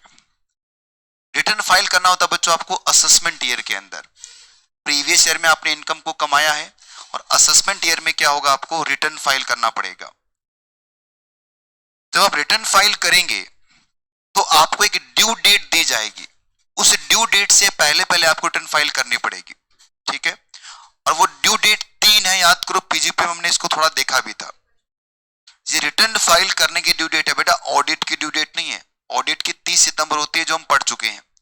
रिटर्न फाइलिंग की ड्यू डेट है, 3 ड्यू डेट्स हैं, एक तो 31 जुलाई, एक 31 अक्टूबर, और एक है 30 नवंबर। अभी 31 अक्टूबर चल रहा है, अक्टूबर का महीना, तो रिटर्न फाइलिंग की ड्यू डेट स्टार्ट हो चुकी है बच्चों। ऑफिस वगैरह में काम, सी के ऑफिस में काम वापस आना स्टार्ट हो गया है, और कर रहे हैं खूब सारा काम। अब यहाँ पर क्या बोल रहे हैं कि सर कब 31 वालों को 31 अक्टूबर वाले आएंगे, कब नवंबर में आएंगे, और कब 31 जुलाई में आओगे। सबसे पहले नवंबर को पकड़ते हैं अपन। ऐसे जितने भी लोग जिनके ऊपर ट्रांसफर प्राइजिंग का कानून लगता है, सर ट्रांसफर प्राइजिंग, हाँ, ऐसी बहुत सारी कंपनियां बच्चों जिनकी ब्रांचेस इंडिया के बाहर भी है, और ऐसी बहुत सारी कंपनियां हैं जिनके हेड ऑफिस इंडिया के बाहर है, मतलब विदेशी ब्रांच इंडिया में है या इंडिया की ब्रांच विदेशों के अंदर है। वो आपस में ट्रांजेक्शन्स करते हैं। आपने हिंदुस्तान यूनिलीवर का नाम सुना है? ये एक सब्सिडरी कंपनी है बच्चों। इसका मेन पेरेंटल कंपनी कौन सी है? यूनिलीवर। यूनिलीवर यूके में है, और ये क्या कर रही है बच्चों, जितना भी रिसर्च करती है, बहुत सारे प्रोडक्ट बनाता है HUL, उसमें से एक प्रोडक्ट है सनसिल्क शैम्पू के नाम से, काफी फेमस है पूरे वर्ल्ड के अंदर वो, ठीक है। अब उसका सारा रिसर्च कहां होता है? यूके के अंदर। सारा खर्चा कहां हो रहा है? यूके के अंदर। रिसर्च पे खर्चा होता है भाई, ऐसे नहीं बनता, रिसर्च करना पड़ता है। वो साइंटिस्ट बैठते हैं ना, घुंघराले वाल वाले, वो वहीं बैठे रहते हैं, और फिर वो एक शैम्पू बनाते हैं कि ये बन गया शैम्पू। अब क्या होगा, उसकी मैन्युफैक्चरिंग पूरे वर्ल्ड में होगी। अब वो जो खर्चा किया है रिसर्च पे, उस खर्चे का एलोकेशन भी तो करेंगे अलग अलग कंट्रीज के अंदर। तो ये बड़े चालाक होते हैं ये लोग, ये अंग्रेज बहुत बदमाश है। वो क्या करते हैं, जिस कंट्री में ज्यादा टैक्स रेट होता है ना, उस कंट्री में ज्यादा एलोकेशन करते हैं किसका? खर्चे का, ताकि वहां क्या करना पड़े, आपको टैक्स कम देना पड़े। तो इसलिए गवर्नमेंट ऑफ इंडिया ने क्या कर रखा है, इनके ऊपर ट्रांसफर प्राइसिंग के रूल्स बना रखे हैं कि अच्छा ज्यादा खर्च करोगे हमारे यहाँ पर, तो हम इस पर क्या लगाएंगे, ट्रांसफर प्राइसिंग के रूल बनाएंगे। ये ट्रांसफर प्राइसिंग इंटरनेशनल टैक्सेशन जब आप पढ़ोगे, एक पेपर है इलेक्टिव पेपर 6C, मैंने पहले भी चर्चा की थी आपके साथ में। अगर आपको टैक्सेशन में ज्यादा अपना करियर बनाना है, सीए बनकर टैक्सेशन में आप करियर बनाना चाहते हैं आप, तो आप इलेक्टिव पेपर 6C भी ले सकते हैं। हालांकि अगर आप टैक्स की बात करें तो टैक्स का पेपर नंबर 7 आपको पढ़ना ही पड़ेगा मैंडेटरी। किसके अंदर? सीए फाइनल के अंदर डायरेक्ट टैक्स आएगा भाई। डायरेक्ट टैक्स अलग आएगा, इनडायरेक्ट टैक्स अलग आएगा। पर आपका मन कर रहा है कि हम वो डायरेक्ट टैक्स पढ़े, तो एक पेपर 6C भी आप ले सकते हो जिसमें इंटरनेशनल टैक्सेशन का 100 नंबर का अलग से पेपर आएगा। वहां पर आप पढ़ोगे क्या? Transfer pricing. और मैं तो यही कहूंगा, इतने सारे बच्चे बैठे हैं, कम से कम 2 या 4 बच्चे तो जरूर पढ़ना बच्चों 6C पेपर इंटरनेशनल टैक्सेशन। बहुत इंटरेस्टिंग सब्जेक्ट है, मैं पढ़ाता हूँ। वो एक आदत क्या बताया जाएगा पढ़ने, ठीक है। और बहुत जल्द एमसीसी में भी मैं काफी दिन से बोल रहा हूँ इनको कि प्लीज सर फाइनल स्टार्ट कीजिए, हमें वापस फाइनल में आने दीजिए। मैंने फाइनल ही पढ़ा है बच्चों स्टार्टिंग से। इंटरमीडिएट लेवल पे तो इसलिए आना पड़ा क्योंकि फाइनल में बच्चे ही नहीं है, आते ही नहीं बच्चे। आजकल ऑनलाइन हो गया तो बिल्कुल ही खत्म हो गया। पहले तो खूब बैच चलते थे हमारे, अब है ही नहीं। अब क्या करें, अब फिर इंटर पे आ गए। अब इंटर चल रहा है, पहले इंटर और फाइनल दोनों पढ़ाते थे, ज्यादा फोकस फाइनल पे रहता था। अब वो बिल्कुल ही खत्म हो गया। अब 1-2 जगह जहां भी क्लास मिलती है फाइनल की, वहां पढ़ा के आते हैं। तो बहुत बोला सर को मैंने कि सर प्लीज अब स्टार्ट तो कीजिए आप। स्टार्ट तो इनके पास क्या टीम नहीं है फाइनल के टीचर्स की, तो इसलिए थोड़ा दिक्कत आ जाती है कि सर अभी टीम तैयार कर लेते हैं फाइनल की, उसके बाद उतारते हैं। तो मैंने कहा टीम तैयार हो नहीं हो मुझे तो भेजो एक बार, मैं तो स्टार्ट करूं। मेरा सब्जेक्ट आ जाएगा, कोई 2-4 आएगा, वो भी 2-4-5, क्योंकि एक सब्जेक्ट है बच्चों। एक होता है कि भीड़ को पढ़ाना, बहुत सारे बच्चे हैं, कुछ टीचर को उसमें मजा आता है कि अरे इतने सारे बच्चे बैठे उसको बहुत अच्छा पढ़ाऊंगा, मजा आएगा। नहीं, मुझे आता है कंटेंट को पढ़ाने में मजा, मुझे भीड़ पढ़ाने में मजा नहीं। क्यों डांटता हूं आप लोगों को? मैं आप नहीं पढ़ते, चाहे 2 बच्चे बैठे हो चाहे 4 बच्चे हो, मुझको पढ़ो बेटा यार। मैं आपको मेहनत कर रहा हूं आपके साथ, मेरे साथ मेहनत करो आप। एक होता है जब कंटेंट आता है ना बढ़िया, जिसमें ज्ञान देने की बारी आएगी, वो मुझे पढ़ाने में मजा आता है, जहां कंटेंट डिलीवर करना होता है। तो कंटेंट सारे के सारे उठा के कहां पड़े हुए हैं? फाइनल के अंदर है, जो शानदार कंटेंट है। तो इसीलिए कुछ टॉपिक्स वगैरह है। तो इंटरनेशनल टैक्सेशन के अंदर ट्रांसफर प्राइजिंग का एक एक्ट होता है बच्चों, टीपी रिपोर्ट्स वगैरह बनती हैं। और आपसे एज ए टीचर हम आपको एडवाइस भी करूंगा कि जब आप अपना इंटरमीडिएट पास कर ले, तो अगर आपको अपनी फॉर्म के अंदर जिस सीए फॉर्म में आप आर्टिकलशिप करेंगे, वहां पर आपको मौका मिले ट्रांसफर प्राइजिंग डिवीजन में बैठने का, तो बिल्कुल मत छोड़ देना। आज का जो आगे आने वाला जो टाइम है बच्चों, वो इसी पॉइंट का है। इसी के बेस पर आप बहुत बड़े सीए बन सकते हैं। इतना बड़ा एक सागर है बच्चों इंटरनेशनल टैक्सेशन के अंदर ट्रांसफर प्राइजिंग के रूल्स। टीपी रिपोर्ट बनाने के 3-3 लाख रुपए लेता है सीए, सिर्फ क्रिएट करने के। सोचिए कितना बढ़िया प्रॉफिट है इसके अंदर। अपने जयपुर में तो एक भी फॉर्म नहीं जो टीपी रिपोर्ट बनाती है। इसीलिए काम सीखने को मिले तो बिल्कुल पीछे मत हटना, चाहे रात को 2-2 बजे तक काम करना पड़े। ये टाइम आपको सीखने का, जरूर जाना, जरूर सीखना इंटरनेशनल टैक्सेशन। आइए बढ़ते हैं। तो जिन लोगों पर, जिन कंपनियों पर इंटरनेशनल टैक्सेशन अप्लाई हो जाता है, उनका जो ऑडिट रिपोर्ट, उनको जो रिटर्न फाइल करना होता है वो 1 महीने बाद करना होता है। उनकी सभी डेट को एक्सटेंड किया गया है। क्यों सर? क्योंकि नॉर्मली जो असेसिंग ऑफिसर होता है उसको नहीं पता इंटरनेशनल टैक्सेशन का कानून। अब वो क्या करता है, जैसे कोई कंपनी जिस पर इंटरनेशनल टैक्सेशन लगा हुआ है, अब उसको नहीं पता कैसे इसका transfer pricing, arm length price निकाला जाए, उसको नहीं पता। तो वो क्या करता है, उस फाइल को रेफर करता है ऐसे व्यक्ति के पास जिसको इसका नॉलेज होता है। जैसे मान लो आपके क्वेश्चन सॉल्व कर रहे हो, आपसे नहीं हुआ, तो आप मेरे पास लेके आए, तो सिर्फ कैसे सॉल्व करें इसको? इसका मतलब टाइम लगा ना मेरे पास आने में। मैं फिर बताऊंगा, चलो ठीक कल बताऊंगा, जैसे 194C 2-3 दिन लटक गया वैसे। तो इसीलिए क्या होता है बच्चों, टाइम मांगता है असेसिंग ऑफिसर, और वो कहता है कि ठीक है हम 1 महीने एक्स्ट्रा टाइम देते हैं। किसको? जिन लोगों पर क्या लगा हुआ है इंटरनेशनल टैक्सेशन। तो उनका टाइम लिमिट या उनकी ड्यू डेट क्या हो जाएगी अब? 30 नवंबर। याद रहेगा अब तो आपको। अब बचा कौन सा? 31 तारीख, 31 अक्टूबर ऑफ रेलेवेंट असेसमेंट ईयर। ये किनको फाइल करना है? सी मतलब क्या हो गया? सभी कंपनीज को 31 अक्टूबर को रिटर्न फाइल करना होता है, क्योंकि इनको ऑडिट करवाना कंपलसरी है, सभी कंपनी ऑडिट करवाती है। दूसरा क्या है बच्चों? वर्किंग और non working partner of the firm which accounts are required to be audited under any law. कि ऐसी पार्टनरशिप फर्म जिसके अकाउंट्स को क्या करना है, ऑडिट करवाना कंपलसरी है 44 AB के अंदर। उस पार्टनरशिप फर्म के जो भी पार्टनर हैं उनकी रिटर्न फाइलिंग की ड्यू डेट क्या हो जाएगी? 31 अक्टूबर हो जाएगी। सर अजीब सा हो रहा है, सुनिए बच्चों। पार्टनरशिप फर्म है जिसको ऑडिट करवाना है। ऑडिट कब, जो भी लोग ऑडिट करवाते हैं उनको रिटर्न फाइल कब करना होता है? 31 अक्टूबर को। ये बात देखो थर्ड में लिखी हुई है कि audit under accounts is required to be any law. अगर आपको ऑडिट करवाना है किसी भी अकाउंट्स का, तो उस केस में आपकी रिटर्न फाइलिंग की ड्यू डेट क्या हो जाएगी? 31 अक्टूबर हो जाएगी। अब एक फर्म को ऑडिट करवाना है, अब जब तक फर्म ऑडिट नहीं करवाएगी तब तक अपने प्रॉफिट को डिस्ट्रीब्यूट नहीं कर पाएगी। अब ऑडिट करवाने के बाद ही क्या होगा? प्रॉफिट डिस्ट्रीब्यूट होगा, और वो जो प्रॉफिट है वो पार्टनर को मिलेगा, और फिर पार्टनर क्या करे? रिटर्न फाइल करेगा। है क्या बात समझ में?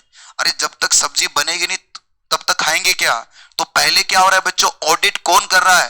फर्म का होगा। उसी के बाद में क्या होगा? इसको बांटा जाएगा। तो इसका मतलब क्या हो गया कि सर फर्म के ऑडिट के बाद ही पार्टनर की सही इनकम पता चल पाएगी।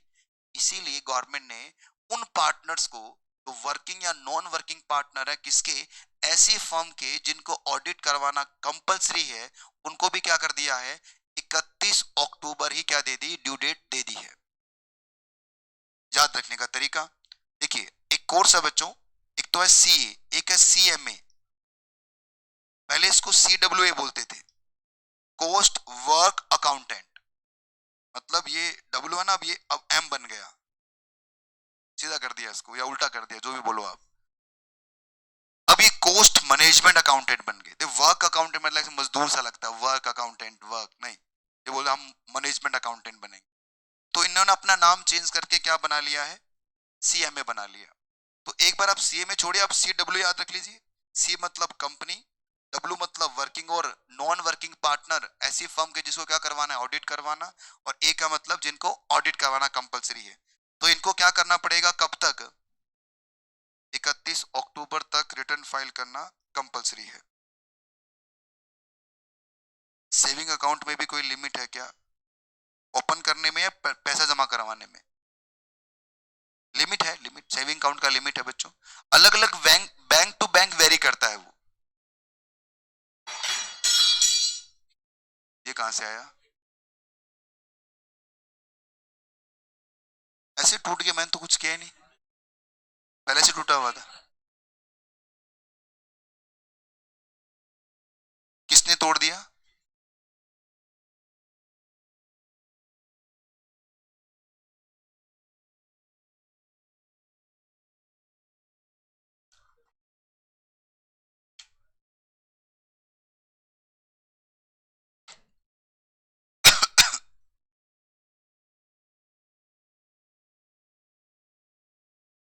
अगर आप टाइम पर रिटर्न फाइल नहीं करते,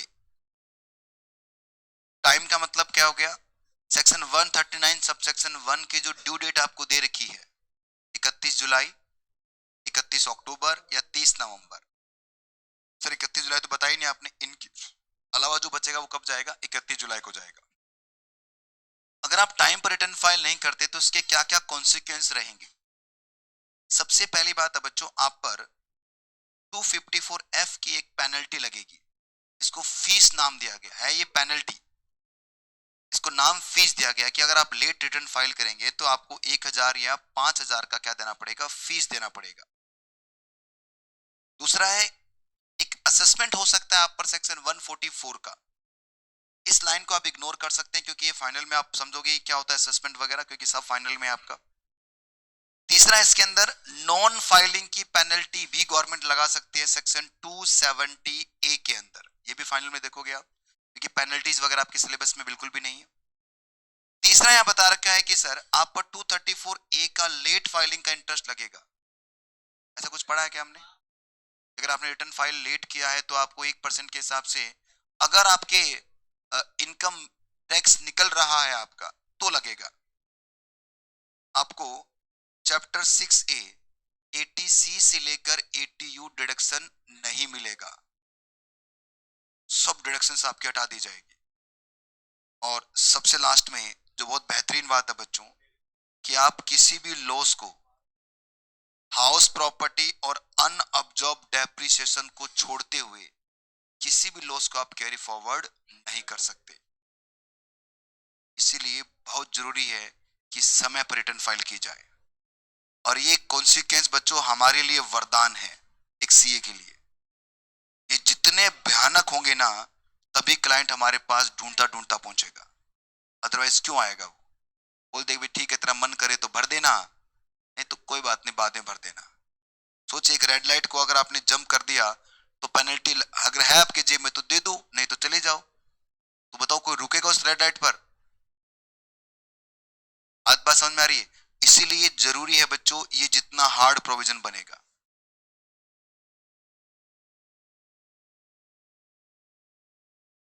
सेक्शन 139, हाँ जी, अभी आएगा बेटा ये भी। सेक्शन 139(3) हम देखने जा रहे हैं, loss return. Loss return, return के अंदर लॉस है अगर कोई, आपको हाउस प्रॉपर्टी का लॉस है, सैलरी का लॉस है। सर सैलरी में लॉस होता ही नहीं।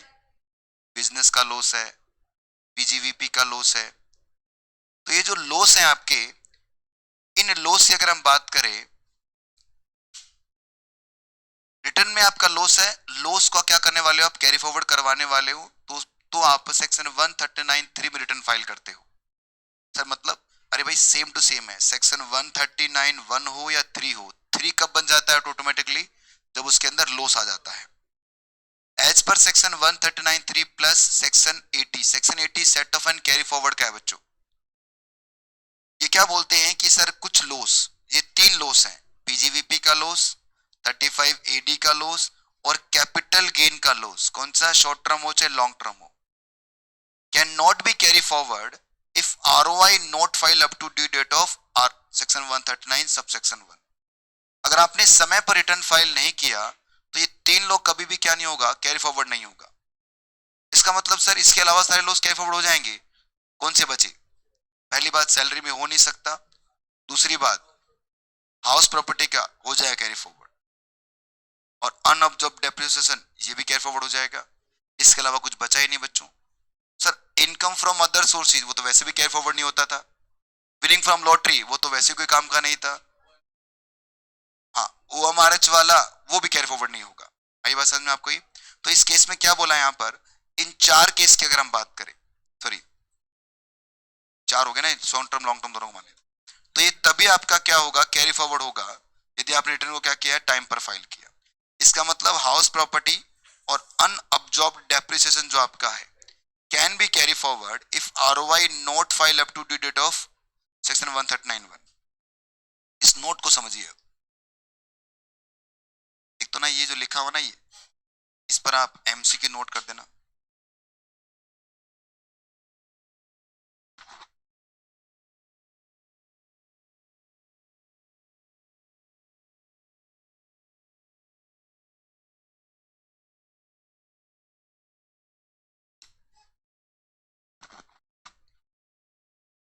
Loss can be set off even if ROI filed after,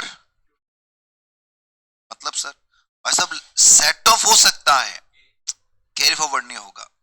मतलब सर, मतलब देखिए, समझिए इसको कि मेरी पीजीवीपी का मेरे पास 50 लाख रुपए का लॉस है, कैपिटल गेन कितना मेरे पास? 25 लाख का। आरओआई की ड्यू डेट कब है? 31 अक्टूबर 2022। आरओआई फाइल कब हो रही है? 1 जनवरी 2023 को। पहले बताओ, क्या पीजीवीपी का लॉस कैपिटल गेन से सेट ऑफ हो सकता है क्या? यस और no?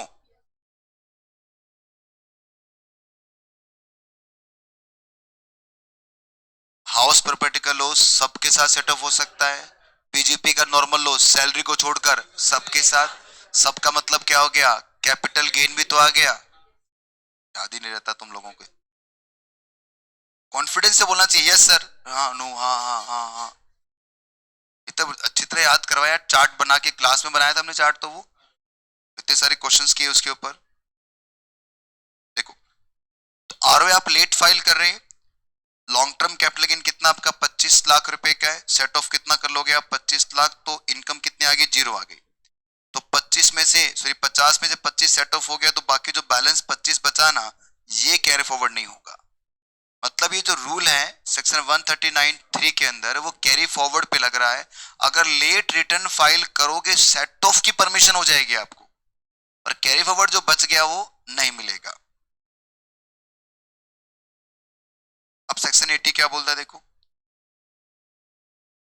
Section 80 for the year in which loss was incurred is does not apply to the ROI in the year the carry forward which claimed.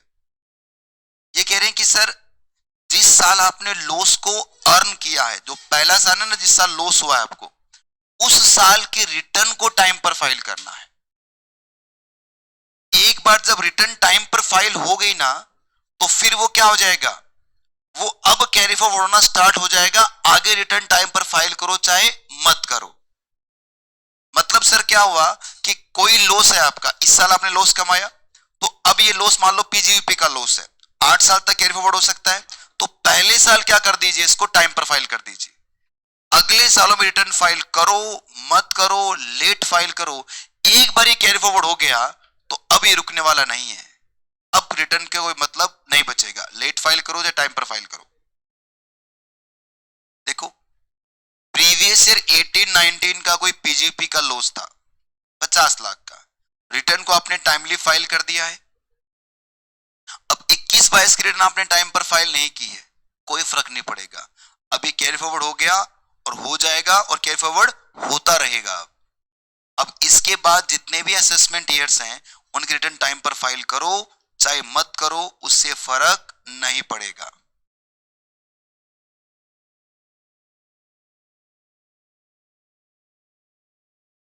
आगे के बाद समझ में,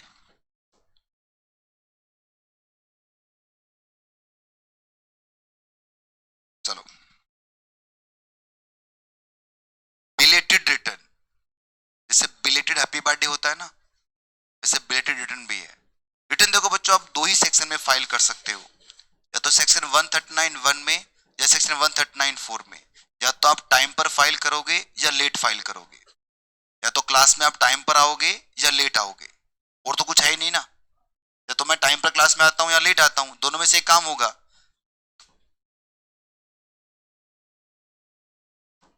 हाँ, जल्दी का मतलब टाइम पर होता है बेटा, ठीक है, जल्दी भी आते हो।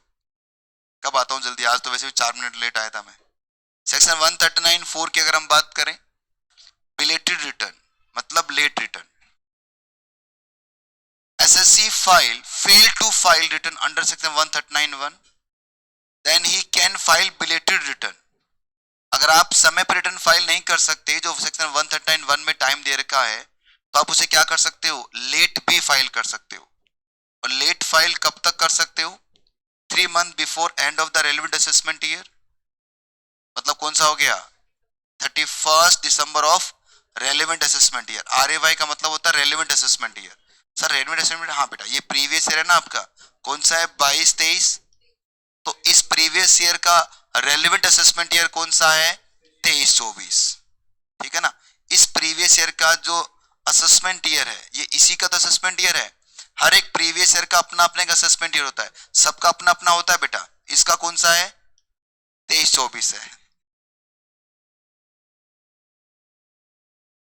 हाँ, जब तुम्हारा इनकम आएगा ना तब आपका आ जाएगा। बिफोर कंप्लीशन ऑफ असेसमेंट का मतलब क्या हुआ, या तो आप 31 दिसंबर, या अगर आपकी असेसमेंट कंप्लीट हो गई है। मतलब सर, मतलब गवर्नमेंट क्या करती है, सेक्शन 139(1) तक वेट करती है, आराम से वेट कर रही है आंख बंद करके कि आ जाएगा रिटर्न फाइल कर जाएगा। जैसे ही सेक्शन 139(1) की टाइम लिमिट खत्म हो जाती है, गवर्नमेंट की आंख खुल जाती है, देखते आई कि रिटर्न नहीं आई, एक काम करो इसका असेसमेंट करते हैं। मतलब ये हो गया कि सर अगर आप टाइम पर नहीं आते तो गवर्नमेंट के पास पावर आ जाती है, वो आप अपनी मर्जी से ऑन मोशन गवर्नमेंट क्या कर सकती है, आपकी इनकम कैलकुलेट करके आपको नोटिस भेज सकती है, अगर चाहे तो। अगर गवर्नमेंट ने ये चाह लिया है तो जब असेसमेंट कंप्लीट हुआ उससे पहले पहले रिटर्न आप फाइल कर सकते हो। आई क्या बात समझ में, या तो कब तक है, 31 दिसंबर तक है, या असेसमेंट कंप्लीट होने से पहले पे रिटर्न फाइल आप कर सकते हो। बोलिए, जहां मैंने लिखा हुआ है ROI फाइल दो ही सेक्शन में होती है, सेक्शन 139(1) में ये टाइम पर है और ये लेट है। एक वैसे डायग्राम बना के दिया हुआ है ताकि पता रहे आपको।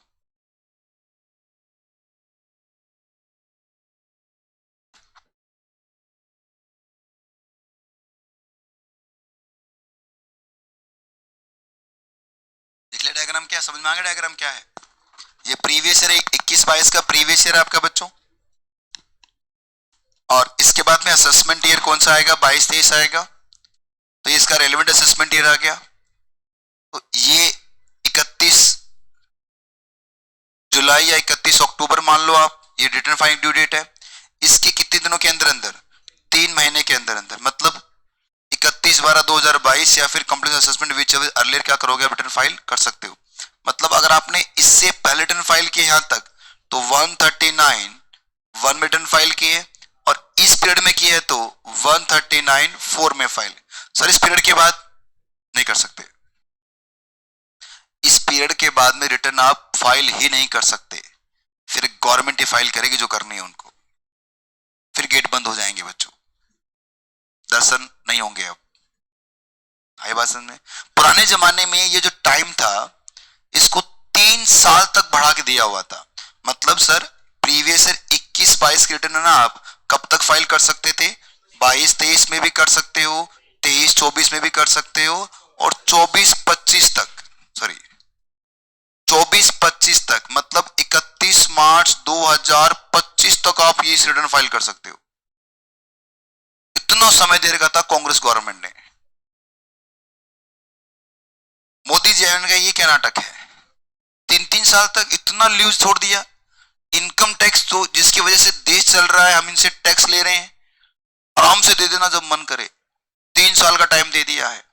जैसे मान लो आपका टाइम टैग 3 साल बाद, तो अभी थोड़ी पढ़ाई करोगे आप, तभी करोगे जब वक्त आएगा। मोदी जी ने कहा कम करो टाइम, फिर 2 साल किया, और कम करो 1 साल, और कम करो 6 महीना, और कम करो 3 महीना। और साथ साथ में पार्लियामेंट के अंदर ये वर्ड बोले गए कि रिटर्न फाइलिंग करना भी एक जिम्मेवारी है एक नागरिक की। इस जिम्मेवारी को समझिए और समय पर रिटर्न फाइल कीजिए। 3 महीना बहुत होता है लेट का भी। पहली बात है टाइम पर ही फाइल करो। आप किसी वजह से आप टाइम पर फाइल नहीं कर पाए, XYZ जो भी रीजन था आपका, तो हम आपको 3 महीने का समय और दे रहे हैं। 3 महीने के अंदर क्या कर लीजिए, रिटर्न फाइल कर दीजिए आप। अगर आप नहीं कर पाएंगे तो अब रिटर्न आप फाइल नहीं कर सकते इस पर्टिकुलर प्रीवियस ईयर का, फिर आपका असेसमेंट ही करेगी डायरेक्ट गवर्नमेंट। ठीक है? रिटर्न फाइल करते समय अगर कोई गलती रह जाती है, फॉर एग्जाम्पल मैं रिटर्न फाइल कर रहा हूं, मेरी पीजीपी की इनकम थी 10 लाख रुपए की, और गलती से मैंने उसको 12 लाख दिखा दिया, गलती से मैंने उसको 8 लाख दिखा दिया, फिर खर्चा था मेरा, क्लेम करना रह गया, तो अब क्या मैं अपनी रिटर्न जो मैंने फाइल किया उसे रिवाइज कर सकता हूं क्या? Answer is yes. अगर आपने रिटर्न को फाइल कर दिया है, सेक्शन 139(1) में फाइल करो, चाहे 139(4) में फाइल करो, मतलब चाहे लेट फाइल करो चाहे टाइम पर फाइल करो, उससे आप क्या कर सकते हो, रिवाइज कर सकते हो। सर मान लो जब रिटर्न हमने रिवाइज किया फिर से गलती रह गई, फिर रिवाइज कर दो, फिर गलती रहेगी फिर कर दो, मतलब n नंबर ऑफ टाइम तक क्या कर सकते हो बच्चों, अपने रिटर्न को आप रिवाइज करते रहोगे, बशर्ते रिटर्न आपने 139(1) या 139(4) में पहले फाइल कर दी है। तो लास्ट रिटर्न आपकी है उसी को ही कंसिडर किया जाएगा। मतलब सर सेक्शन 139(1) में रिटर्न फाइल की थी उसे अब सेट असाइड कर दिया जाएगा, और रिवाइज रिटर्न को ही आपकी ओरिजिनल रिटर्न माना जाएगा। अरे बात समझ में? जो लास्ट रिटर्न आपने फाइल की है। रिवाइज देखो गलतियां सबसे होती हैं रिटर्न फाइल करते समय, और ये रिवाइज वाला सेक्शन हमारे लिए एक वरदान जैसा है बच्चों। होता क्या है, 31 अक्टूबर आ चुका है, क्लाइंट को होश ही नहीं है कि अपनी रिटर्न भी फाइल करनी है क्या। एज ए सीए हमारी जिम्मेवारी बनती है, हमने फोन किया, अरे भाई तेरे अकाउंट्स लेके आ जा, रिटर्न फाइल करनी है तेरी, अरे आजा भाई, हाँ हाँ आ रहे हैं सीए साहब, अभी थोड़ा बिजी चल रहे हैं, क्योंकि उनको लगता है कि ठीक है देख लेंगे बाद में, हमारा तो काम है, हमें काम करवाना है। लास्ट टाइम तक नहीं पहुंचे आप, और जैसे ये डेट अगर एक बार निकल गई तो अभी देखिए कॉन्सिक्वेंस, आपने कितने सारे कॉन्सिक्वेंस सब अप्लाई हो जाएंगे, ना डिडक्शन मिलेगा, ना कैरी फॉरवर्ड कर पाओगे, कुछ नहीं कर पाओगे आप। तो फिर हम लोग क्या करते हैं, हम लोग उस व्यक्ति की रिटर्न फाइल कर देते हैं, आया नहीं वो, अपने हिसाब से पुराना रिटर्न देखते हैं, उसमें प्लस माइनस करते हैं और रिटर्न चिप दिया, करना पड़ेगा ना। और बाद में उसको आता है, सीओ साहब मैं तो भूल गया, कल काम हो गया था, ट्रैफिक में फंस गया, अब क्या हो सकता है, फिर हम बोलते हैं हाँ कुछ देखते हैं करते हैं, आगे अंदर सेटिंग करें, हमारी असेसमेंट है ये वो, अब हो जाएगा। सब जानते हैं, वो एओ से बात कर लेंगे। कमिश्नर का फोन आया था कल, वो अरे वो सोचता है यार तगड़ा आदमी है, कर देंगे, थोड़ा एक्स्ट्रा फीस लगेगा, हाँ हाँ कोई दिक्कत नहीं है। फिर बोलते हैं छोटू डॉक्यूमेंट आ चुके हैं, रिवाइज कर दे रिटर्न, और हाथ के हाथ क्या होती है, रिटर्न आपकी रिवाइज हो जाती है, ताकि एसएससी के बेनिफिट्स जीरो ना हो जाए। तो इसीलिए जो रिटर्न आपने फाइल की है उसे रिवाइज किया जा सकता है। पुराने जमाने में क्या था बच्चों, सिर्फ जो रिटर्न टाइम पर फाइल होती थी उसे ही रिवाइज कर सकते थे। अब क्या है, क्योंकि समय बहुत कम दिया गया है, 3 महीने के अंदर सब कुछ करना पड़ता है आपको, इसलिए गवर्नमेंट ने इस रिवीजन वाले सेक्शन को थोड़ा सा रिड्यूस कर दिया और कहा रिटर्न चाहे टाइम पर फाइल हो चाहे लेट फाइल हो, दोनों को क्या कर सकते हो, रिवाइज कर सकते हो। अभी आपको ये इजी लग रहा है, जब मैं आपको जीएसटी के रिटर्न्स पढ़ाऊंगा तो ये चीजें मिक्स होनी स्टार्ट हो जाएंगी। मैं आपको फिर से इन सभी सेक्शंस को रिवाइज करके दिखाऊंगा मैं, क्योंकि जीएसटी के जो रिटर्न्स के प्रोविजंस हैं और डायरेक्ट टैक्स के बिल्कुल डिफरेंट है बच्चों। वहां रिवीजन नाम की कोई चीज ही नहीं होती, यहाँ रिवीजन होती है, ठीक है ना। उस समय बात करेंगे, अभी तो ये समझ में हमें आ रहा है। पढ़ते हैं, रिटर्न रिवाइज कब तक कर सकते हैं, जब तक आप लेट फाइल का जो आपका टाइम लिमिट है ना, वहां तक आप अपने रिटर्न को रिवाइज कर सकते हैं। जब तक लेट रिटर्न फाइल कर सकते हो, कब तक कर सकते हो, 3 महीने बाद तक, या फिर assessment which ever is earlier तक हो सकता है। सेम वो प्रोविजन यहाँ पर भी है। Any person file return under section 139(4) discover any omission or any wrong statement therein, he may furnish a revised return at any time 3 months before end of the assessment relevant assessment year or before completion of assessment whichever is earlier। कितनी बार revise कर सकता है return, assessee can revise return n number of time, कितना मर्जी कर भाई, तेरी मर्जी है, सुबह शाम रात दिन लगा रहे रिवाइज करने, कोई दिक्कत नहीं है। और जो लास्ट रिटर्न होगी वही आपकी सही मानी जाएगी। इस डेट्स को फिर देख लो एक बार, होगा वो कॉपी मार रखा ऊपर वाला है। आई क्या बात समझ में। Section 139(4)(a) return of charitable trust काटो,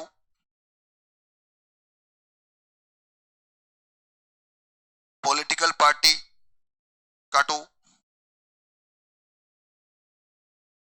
साइंटिफिक रिसर्च एसोसिएशन काटो,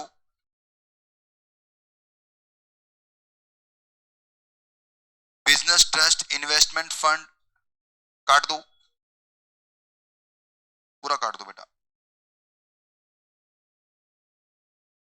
ठीक है। ये आपके सिलेबस के पार्ट नहीं है इसलिए मैंने कटवा दिया इसको। सिलेबस ये सेक्शन नहीं हटे हैं, सेक्शन तो है भी पर आपके सिलेबस का पार्ट नहीं है इसलिए इसको कटवा दिया। पहले था, इससे अटेम्प्ट पहले से तक था तो था इसमें, अब हट गया है तो काट दिया, ठीक है। देखिए जो मैंने पढ़ाया है, कौन सा, सेक्शन 139(5), इसके बाद में verify of return, verification of return से पहले सब काट दो,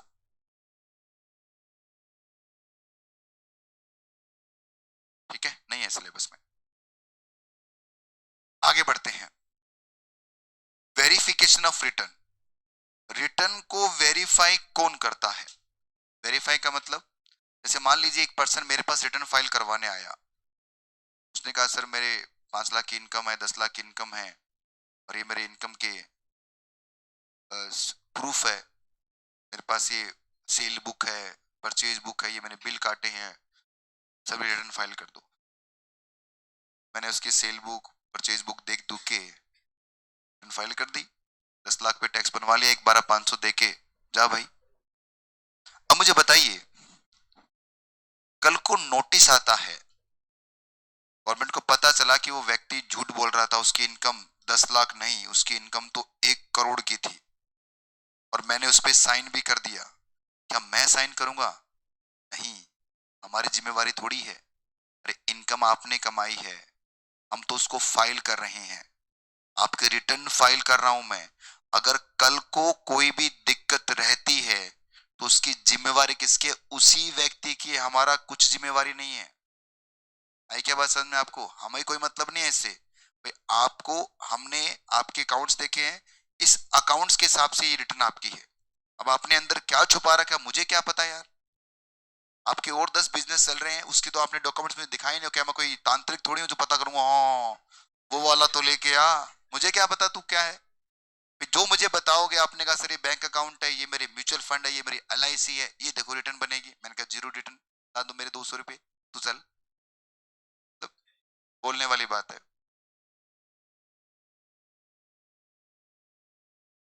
इस केस में तो गवर्नमेंट कह रही है सर जो रिटर्न फाइल होती है उसकी जिम्मेवारी किसकी है। इसको बोलते हैं वेरिफिकेशन ऑफ रिटर्न, कि जो रिटर्न आपने फाइल किया है उसे वेरीफाई कौन करता है रिटर्न को। ट्रिपल स्टार लगा रखा है बच्चों, एग्जाम में तो अभी तक आया नहीं, पर ये आने को तैयारी कभी भी आ सकता है क्वेश्चन। ये प्योर थ्योरेटिकल क्वेश्चन है, इसको मैंने ऐसे ही बना के दिया हुआ है। अगर एक इंडिविजुअल की हम बात करें तो रिटर्न को कौन वेरीफाई करेगा, वो इंडिविजुअल खुद करेगा। आपने रिटर्न फाइल करवाई है, आप खुद क्या करेंगे, वेरीफाई करेंगे उसको। वेरिफिकेशन, साइंस वाइन कहीं नहीं होता, वेरिफिकेशन। वेरिफिकेशन कर दिया आपने। मान लो आप इंडिया में नहीं है, एब्सेंट फ्रॉम इंडिया, तो आपने जिसको क्या किया है, अथोराइज किया है, वो व्यक्ति क्या करेगा, रिटर्न फाइल करेगा। जब मान लो आप नहीं, मतलब आप रहने दो, मान लो कोई मेंटली इनकैपेसिटेड है, आपने बेटा है, पत्थर मारता, समझ रहे हो आप, पागल है, तो उस केस में क्या होगा, उसके जो गार्जियन है वो रिटर्न वेरीफाई करेंगे। या फिर कोई ऐसा रीजन है जिसकी वजह से कोई पर्सन रिटर्न वेरीफाई कर ही नहीं पा रहा, कोई भी रीजन हो सकता है, तो उस केस में जो भी पर्सन ड्यूली ऑथराइज है वो क्या करे, रिटर्न को वेरीफाई करेगा। HF की बात करें, HF अगर इंडिया में है, इन जनरल केस में क्या होगा, कर्ता करेगा। अगर कर्ता नहीं है तो एनी मेंबर, कर्ता अगर मेंटली इनकैपेसिटेड है तो एनी मेंबर, और एनी अदर कोई रीजन है जिससे कर्ता वेरीफाई नहीं कर पा रहा तो क्या होगा, एनी अदर मेंबर। फॉर्म की बात करें, नॉर्मली कौन करता है, मैनेजिंग पार्टनर। अगर मैनेजिंग पार्टनर नहीं है या फिर मैनेजिंग पार्टनर इंडिया में नहीं है तो कोई भी पार्टनर कर सकता है। मैनेजिंग पार्टनर मेंटली इनकैपेसिटेड हो चुका है तो कोई भी पार्टनर कर सकता है, कोई अदर रीजन है तो कोई भी कर सकता है, पर वो माइनर। माइनर क्या, एक पार्टनरशिप फर्म में माइनर पार्टनर बन सकता है? ये कैसे याद है बेटा आप लोगों को, टैक्स तो आपको याद रहता ही नहीं, ये कैसे याद रह गया, बचपन से उसको पढ़ते आ रहे हो।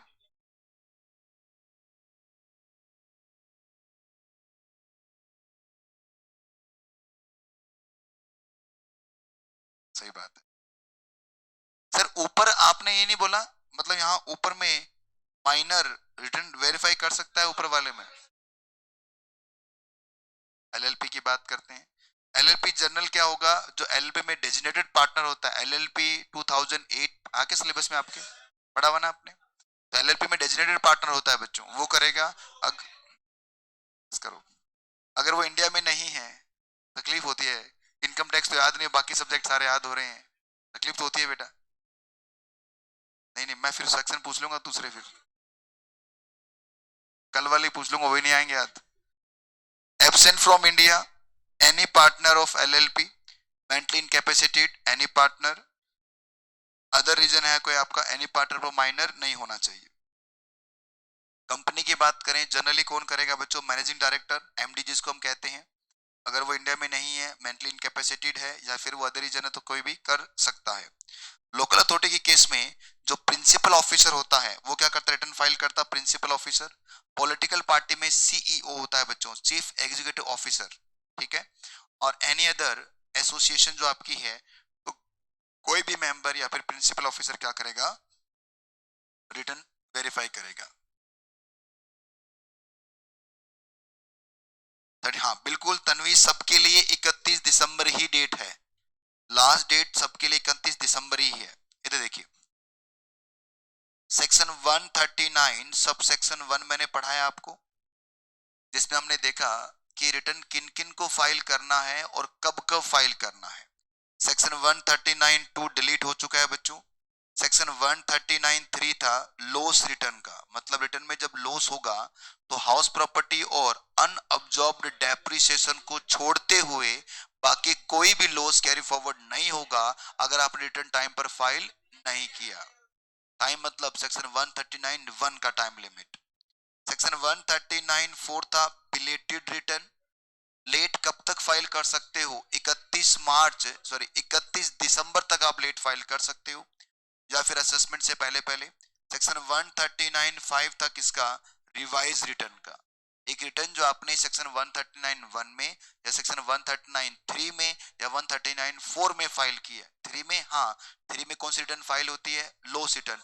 और लॉस रिटर्न कब फाइल होती है? 139(1) की टाइम लिमिट में। इसका मतलब जो सेक्शन 139(3) में रिटर्न फाइल होती है वो किस में फाइल होती है? 139(1) में ही फाइल होती है। क्या बोल दिया सर आपने? तो सेक्शन 139(3) में रिटर्न फाइल होती है वो कब फाइल होती है? 139(1) की टाइम लिमिट के अंदर। तो इसका मतलब क्या हो गया? जो सेक्शन 139(3) की रिटर्न होगी वो कब फाइल होगी? 139(1) की टाइम लिमिट में फाइल होगी। सेक्शन याद हो रहे हैं क्या? सेक्शन 139(5) किसका था? रिवाइज रिटर्न का। आप रिटर्न को अन नंबर ऑफ टाइम तक रिवाइज कर सकते हैं। रिटर्न में कोई ओमिशन हो गया, कोई एरर रह गया तो उसे आप रिवाइज कर सकते हैं। और रिवाइज कब तक कर सकते हैं? सेक्शन 139(4) की जो टाइम लिमिट्स है उसके अंदर आप रिवाइज कर सकते हैं। ठीक है, यहां तक बस। ज्यादा परेशान नहीं करूंगा आप लोगों को मैं। एक क्वेश्चन जो एग्जाम में इस बार आया था, प्लीज वो करके दिखा दीजिए ताकि आप सबकी आत्माओं को शांति मिले। हैं? क्यों नहीं चाहिए आत्मा को शांति? नहीं, मरेंगे तभी शांति मिलती है आत्माओं को, क्या वैसे भी नहीं मिलती? 4 नंबर का क्वेश्चन क्या आप कर पाओगे अगर एग्जाम में आएगा तो?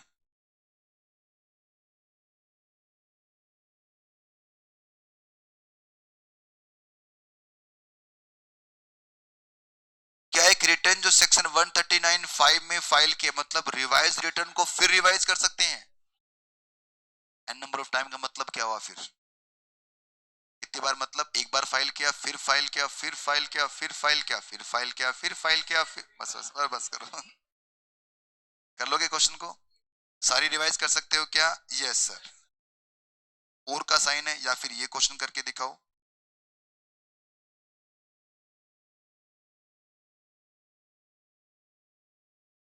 बढ़िया था ये।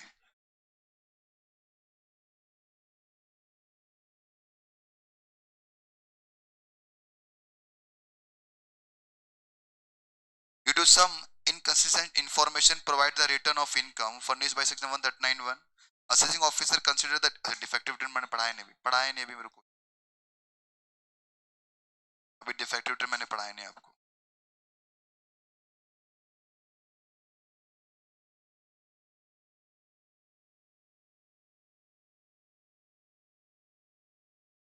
सी का ऊपर वाला पार्ट कीजिए आप।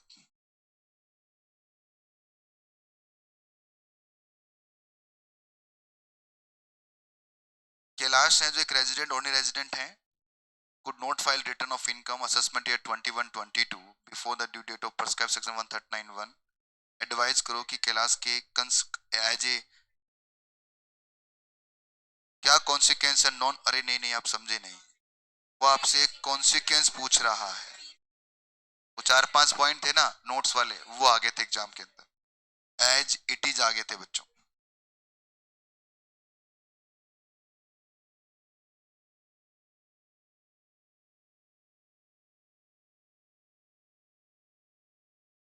कुछ क्वेश्चन तो आपको ऐसे के ऐसे मिल जाएंगे जो मेरे हाथ से बनाए हुए क्वेश्चन हैं, बिल्कुल एज इट इज मिल जाएंगे। फिगर चेंज होगी बस, फैक्ट बिल्कुल वैसा मिल जाएगा। हाँ जाइए बेटा जाइए। मेरी भी ला दे यार, मेरी भी ला दे। एक बाल्टी भर के ले आ। बाल्टी और डब्बा ले आ, सबको पिला दे यहाँ।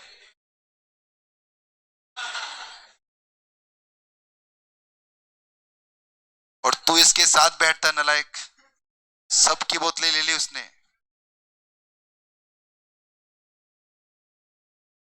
तो बोतल तो मेरी भी कोई खूबसूरत नहीं है। चलिए कोई बात नहीं, अब करते हैं। अरे प्लीज, ऑनलाइन वालों को समझ में नहीं आ रहा क्या हो रहा है क्लास में भाई, यहाँ पर थोड़ा सा टेक्निकल इशू आ गया है। करो, क्वेश्चन करके दिखाओ।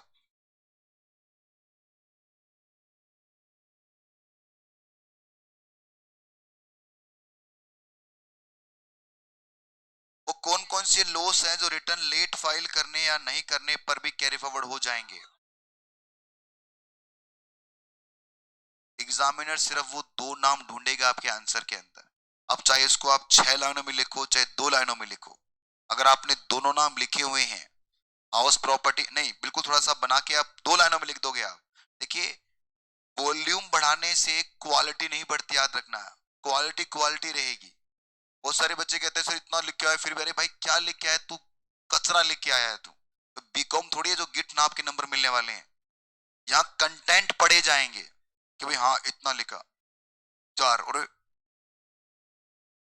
बहुत ही लिख दिया। बीकॉम में होता है ऐसा कि सर मेरे को 1 नंबर कम दे दे कि उसने 2 लाइन एक्स्ट्रा भी तो लिखी है। सर उसने तो खुला खुला लिखा है, तू लिख देता। पेज भरोगे नंबर मिलेंगे, ये बीकॉम की पॉलिसी है बच्चों, यहाँ नहीं है। यकीन मानिए आपके हर एक लाइन को पढ़ा जाएगा।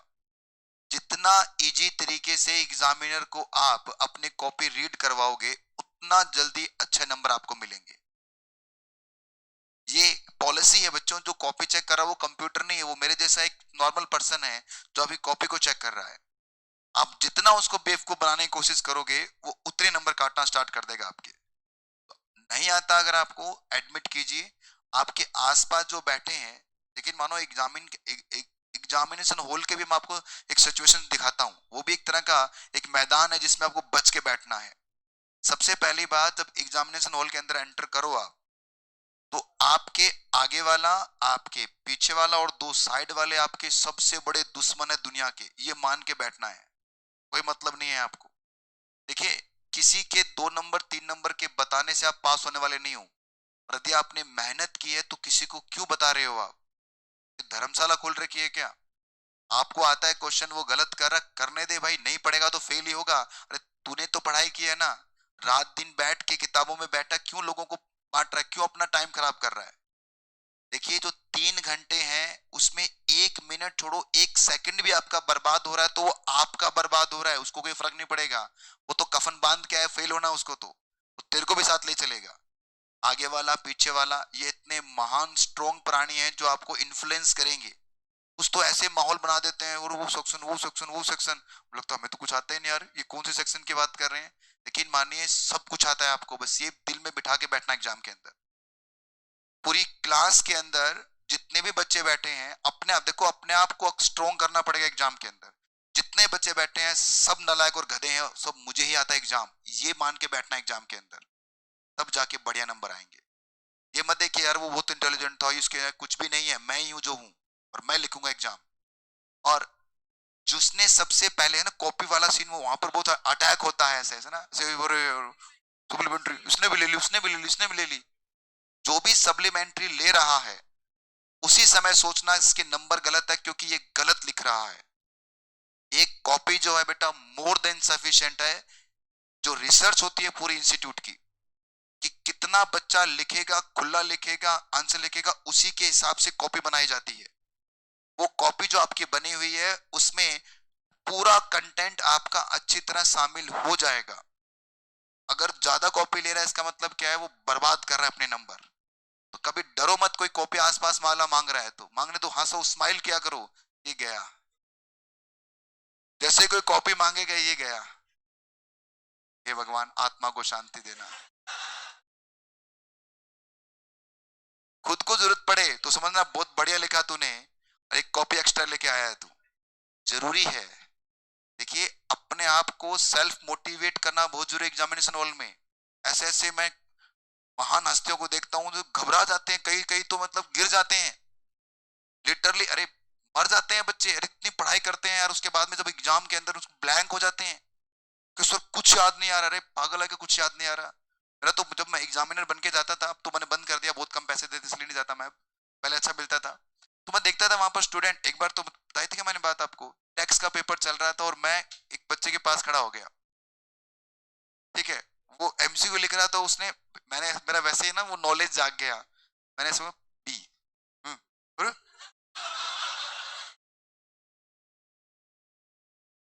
इतनी तकलीफ हुई, मैं मन कर रहा लगा दूं। मैं वापस आया, उसके बाद देख रहा हूँ, देख रहा हूँ ऐसे, देख के ऐसे कॉपी ऐसे बंद कर रहा है। हद है साले। फ्री पॉकेट के नंबर दिला रहा हूँ तुझे, क्वेश्चन मैंने पढ़ा, क्योंकि हमारे पास भी तो पेपर होता है। अरे यार, उससे क्या पता कौन है, आपको तो नहीं पता, इतने सारे घूम रहे हैं, और क्या मतलब है यार, कोई मतलब नहीं है आपको, कोई मतलब नहीं, कौन आ रहा है कौन जा रहा है, आपका आपको पूरा जाने पे होना चाहिए। मैंने कहा मेरा मन तो क्या है कि इसका रोल नंबर निकाल के चेक करता हूँ पास हुआ नहीं हुआ। तो मैं कहा जाने दो यार, बढ़िया है, सही शिक्षा है उसकी कि किसी पे विश्वास नहीं करना, अपने आप पे विश्वास रखना है। चलो जो भी है, उसने क्या फील किया उसका मतलब नहीं है, आपके चक्कर में हमने क्लास काफी देर तक रोक रखी है। आगे समझ में गई। Section 139 double A, coating of Aadhaar number. अरे यार ठंडा लेके आ गया,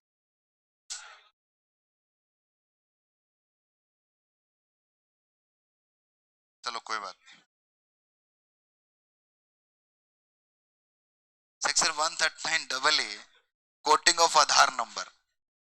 ये सेक्शन बच्चों जब इंट्रोड्यूस किया गया था 2016 में, 17 में, 18 में, काफी बवाल हुआ था इस सेक्शन के ऊपर, क्योंकि गवर्नमेंट ने हिटलर पॉलिसी लगाई थी। गवर्नमेंट कह रही है कि जितने भी आधार नंबर है उनको क्या करिए, पैन के साथ में, रिटर्न के साथ में लिंक कर दीजिए। और एक टाइम लिमिट दिया गया 31 जुलाई 2017 का, जब जीएसटी आया था उससे पहले पहले लिंक कर दो आप। लोगों ने सुप्रीम कोर्ट तक बात पहुंची है, लोग सुप्रीम कोर्ट तक पहुंच गए कि सर क्या नाटक है, अभी तक आधार नंबर ढंग से बने ही नहीं इनके, कहां से लिंक करें हम, इनकी जो वेबसाइट है वो सही से चल नहीं रही, और आधार लिंक नहीं होने से क्या रिटर्न हमारी इनवैलिड कर दोगे आप। तो सुप्रीम कोर्ट ने सेक्शन 139 डबल ए को डिलीट करवा दिया, इनकम टैक्स से हटा दिया। फिर गवर्नमेंट ने फिर से इंट्रोड्यूस किया अगले बजट के अंदर सेक्शन 139, और कुछ टाइम लिमिट और दी कि यहां तक लिंक करवाइए। और फिर उसके बाद में जब 2020 का फाइनेंस एक्ट आया, तो देश के जो प्रधानमंत्री हमारे, सॉरी प्रधानमंत्री क्या, फाइनेंस मिनिस्टर निर्मला सीतारमण जी ने एक कोट किया कि देखिए, आधार नंबर अगर आपके पास नहीं है तो आधार आप बना सकते हैं, आधार इतने सारे आधार फैसिलिटी सेंटर बने हुए हैं, वहां जाइए बन जाएगा, 1 सेकंड में बनता है आधार का, एनरोलमेंट आईडी मिल जाता है आपको। हालांकि आधार आने में 2 महीने लगेगा, पर आईडी 28 डिजिट की तो आ जाएगी ना, उसको लिंक कीजिए अब आप, और इतना सारा समय मिला है आपको। फिर सुप्रीम कोर्ट ने इस सेक्शन को एडमिट किया और एक टाइम डिसाइड कर दिया गया, अभी मैं आपको वो मॉड्यूल में पढ़ाऊंगा भी वो टाइम। अब आज के समय जो आज प्रेजेंट डेट है, आज प्रेजेंट डेट पे अगर आपने अपने पैन नंबर से आधार को लिंक नहीं किया हुआ है, या रिटर्न के साथ में अगर आपने अपना आधार नहीं लगा रखा है, तो आपके रिटर्न इनवैलिड है, पैन नंबर भी इनवैलिड हो चुके हैं। लिंक करना पड़ेगा, फीस लग रही है बच्चों, हजार हजार रुपए की फीस ले रही है गवर्नमेंट, पैनलाइज करिए, करो लिंक, क्यों नहीं कर रही लिंक आप। और अब आज के टाइम पे सबके लिंक हो चुके हैं नॉर्मली। ठीक है, पढ़ते हैं क्या है सेक्शन, अब इतना इंपॉर्टेंट नहीं बचाइए आ चुके एग्जाम के अंदर। Quoting of Aadhaar number, every person who is eligible to obtain Aadhaar number shall on or before 1/7/2017 quote Aadhaar number, मतलब लिंक करना पड़ेगा आधार को किसके साथ, पैन एप्लीकेशन के साथ में या फिर रिटर्न फाइलिंग के साथ में। Where the person is not possess the Aadhaar number, तो वो क्या करेंगे बच्चों, एनरोलमेंट आईडी जो 28 डिजिट की है उसे क्या करना पड़ेगा, लिखना पड़ेगा। मतलब आप ये एक्सक्यूज नहीं दे सकते कि मेरे पास तो आधार है ही नहीं, तो मैं कैसे लिंक करूं मैं। अब क्वेश्चन ये उठता है कि सर मान लो एक कंपनी का आधार है, तो कंपनी कंपनी का पैन नंबर, तो उसमें क्या आधार लगेगा, आधार तो इंडिविजुअल के बनते हैं ना, रेटिना तो हमारा है, स्कैन वगैरह। तो अब उस कंपनी का जो भी एमडी है या फिर जो गवर्नमेंट ने एक लिस्ट बना रखी है, उनको क्या करना पड़ेगा, अपना आधार लिंक करवाना पड़ेगा। आधार नंबर अगर आपने कोट नहीं किया है, या फिर आधार नंबर किन किन को कोट नहीं करना, ये क्वेश्चन अभी तक एग्जाम में नहीं पूछा गया है। तो ये 4 लोग है बच्चों, इनको आधार कोट करने की जरूरत नहीं है। पढ़िए पहला कौन है, एक नॉन रेजिडेंट को आधार कोड करने की जरूरत नहीं है, मतलब लिंक करवाने की जरूरत नहीं है। दूसरा है ऐसा पर्सन जिसकी एज 80 या उससे ज्यादा की हो चुकी है, उन लोगों के आधार प्रॉपरली नहीं बन पा रहे। जिनकी एज 80 से ज्यादा है ना बच्चों, आपके परिवार में दादी माँ नानी माँ होंगी, उनके आधार प्रॉपर नहीं, क्योंकि उनके जो हाथों के फिंगरप्रिंट्स है वो गायब हो चुके हैं, वो नहीं कर पा रहे ढंग से काम। आई रेटिना जो ढंग से वो स्कैन नहीं हो पाता, इसलिए उनको आधार लिंक करने से एग्जम कर दिया गवर्नमेंट, क्योंकि बन ही नहीं रहा, क्या लिंक करेंगे। नेक्स्ट पॉइंट क्या लिखा है यहाँ पर, अगर आप नॉन सिटीजन है इंडिया के, non citizen sir point number 1 में कवर हो गया ना, वो नॉन रेजिडेंट था, ये नॉन सिटीजन है। एक नॉन सिटीजन को आधार बनने का हक है क्या, सिर्फ भारत के लोग ही क्या कर सकते हैं, अपना आधार ले सकते हैं। अगर कोई बाहर का है, पाकिस्तानी है, क्या आप उसको आधार बना रहे हैं क्या उसका, नहीं भाई, मारो पकड़ के, सही बात है। और लास्ट में क्या लिखा है, कहाँ रहते हैं लोग, असम, मेघालय और जम्मू एंड कश्मीर। इन लोगों को आधार लिंक करने की जरूरत नहीं है, क्योंकि यहाँ पर आधार प्रोसेस गवर्नमेंट ने बंद कर रखा है, यहाँ पर एनआरसी लेके आ रहे हैं, बंद कर रखा है। जम्मू एंड कश्मीर में आधार नहीं बन रहे बच्चों, क्योंकि वहां तो फिर सारे पाकिस्तानी घुसे पड़े हैं। वो स्टोरी बताई थी ना मैंने, पाकिस्तान वाली आपको, जम्मू कश्मीर गया था मैं, बहुत खतरनाक काम होता है। मेघालय जो बिल्कुल बॉर्डर पे है बच्चों, आसाम बांग्लादेशी बॉर्डर पे रोहिंग्या यहाँ बैठे हुए हैं, इसलिए इनको रोक रखा है। बस point number 4, in case of failure of intimate the Aadhaar, intimate मतलब लिंक अगर आप नहीं करोगे आधार, तो क्या इसका प्रोविजन रहेगा, आपका पैन नंबर इनवैलिड कर दिया जाएगा, ये माना जाएगा आपने रिटर्न ये फाइल नहीं की है, रिटर्न के साथ अपने आधार नहीं लगाया है, तो ट्रीट कर देंगे कि आपने रिटर्न ये फाइल नहीं की हुई है। आई क्या बात समझ में। अब पढ़ते हैं डिफेक्टिव रिटर्न। डिफेक्टिव रिटर्न का मतलब होता है बेटा ऐसे रिटर्न जिस रिटर्न में क्या हो, डिफेक्ट हो, डिफेक्ट हो। हाँ, बहुत बार क्या होता है, रिटर्न के सारे कॉलम, सारे एनेक्जर्स आप ढंग से फिल नहीं करते, आपने अपना मोबाइल नंबर, आपने अपना एड्रेस, आपने अपना बैंक अकाउंट, आपने अपने इनकम की सही डिटेल, आपने अपने सीए की ऑडिट रिपोर्ट, इन सबको आपने रिटर्न के साथ अटैच नहीं किया है, तो गवर्नमेंट क्या करेगी, उस रिटर्न को डिफेक्टिव कह देगी। डिफेक्टिव मतलब जिसमें कुछ ना कुछ कमी हो, मतलब जिस रिटर्न में कुछ ना कुछ कमी हो उसे हम डिफेक्टिव बोलते हैं, डिफेक्टिव रिटर्न। जब डिफेक्टिव रिटर्न आती है, तो डिफेक्टिव रिटर्न के लिए गवर्नमेंट ने 15 दिन का टाइम दिया है। गवर्नमेंट कहती है 15 दिन के अंदर डिफेक्ट को ठीक कर दे भाई। जैसे ही 15 दिन में, जैसे मान लो आपने सीए साहब की रिपोर्ट नहीं अटैच की थी रिटर्न के साथ में, तो आप मैसेज आएगा आपके पास, बाकायदा मेल आती है सेक्शन इंटीमेशन 143(1) के अंदर, और बताते हैं कि साहब आपके रिटर्न के साथ में ये डॉक्यूमेंट मिसिंग है, प्लीज अपलोड कर दीजिए।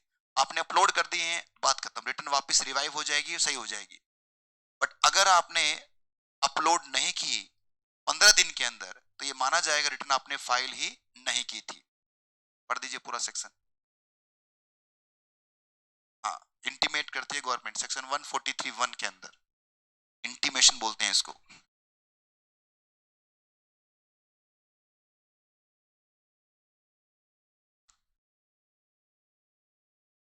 रिटर्न कब कब डिफेक्टिव मानी जाती है, return furnish without paying the assessment tax, self assessment tax पे नहीं किया आपने, ये क्या होता है अभी बात करेंगे इसकी भी, तो रिटर्न क्या हो जाएगी आपकी, डिफेक्टिव हो जाएगी।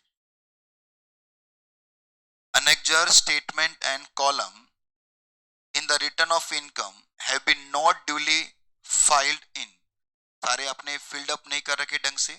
Statement showing the tax liability, proof of TDS, TCS, audit report not furnished with the return, books of accounts not maintained by SSC and penal account, balance sheet or other accounts not furnished by return, cost audit report under section 233B of Companies Act 1956 की जगह 2013 होना चाहिए, not furnished है ना, 2013 हो गया ना companies act, तो कंपनी 2013 ही तो पढ़ रहे हो तुम लोग नालायकों। वैसे 56 का ये वर्जन है, कंपनीज एक्ट 56 को पहली बार अमेंड किया गया 2013 के अंदर, कुछ दो चार चीजें नहीं आई हैं, बाकी तो वैसे ही। Time limit for rectification of defect, कब तक आप रेक्टिफाई करेंगे अपने डिफेक्ट को। SSC must be rectify the error within the period of 15 days from the date of intimation or within the extended period allowed by the AO. If error not rectified within 15 days, return deemed as not filed by the SSC. अगर आपने 15 दिन में defect को ठीक नहीं किया, तो ये माना जाएगा कि आपने रिटर्न फाइल नहीं की है। बहुत बढ़िया। इसके बाद में ये मैंने एक्स्ट्रा नॉलेज, ये एमसीक्यू लिखा जरूर है बेटा, काट दो इसको, नहीं आएगा एग्जाम में। ये मैंने अपनी तरफ से आपको थोड़ा सा एक्स्ट्रा नॉलेज के लिए दिया हुआ है कि रिटर्न के फॉर्म्स होते हैं, हमारे सिलेबस में नहीं है ये, पर अपनी तरफ से मैंने बता रखा है कि कौन सा फॉर्म कब लगता है। ये आपको जब अपने आर्टिकलशिप में आप जाओगे या आर्टिकलशिप के लिए जब आप इंटरव्यू दोगे तो वहां आपको काम आएगा। ये इतना आपको बेसिक पता होना चाहिए कि ITR 1 जो होती है उसे सहज कहते हैं, ITR 4 होती है उसे सुगम बोलते हैं। शुभम नहीं, सुगम। सुगम, सुगम समझते हो आप? हिंदी में सुगम का मतलब क्या होता है? हाँ, सहज का मतलब इजी। सुगम का मतलब जो इजिली जा सके कहीं पर भी, इजिली मूवेबल। क्या करें, तो नाम है इनके, रिटर्न्स के भी नाम होते हैं। हाँ, सहज, सुगम, अशोक, बनवारी, ऐसे होने चाहिए ना, बढ़िया। राजीव, राहुल, राहुल, चिंटू। तो देख लेना ये, वैसे कोई काम करनी है, आप चाहो तो देख लो कौन सी रिटर्न कब कब होती है, पूरा बना के दिया है मैंने ये आपके इंटरव्यू में काम आएगा, ठीक है। तो ये नोट्स के फाइल थी बच्चों। अब हमें मॉड्यूल के अंदर कुछ चीजें हैं जो मुझे पढ़ानी है। आपने देखा होगा जो जितने पेपर मैंने आपको दिखाए उसमें सारा इसी में कवर है, सारा कुछ भी बाहर नहीं है। जैसे अभी रिटर्न होती है ना, डिफेक्टिव वाली रह गई थी अपनी, डिफेक्टिव वाली भी पढ़ लेना। हाँ हाँ, ये पर्टिकुलर्स की बात कर रहे हैं।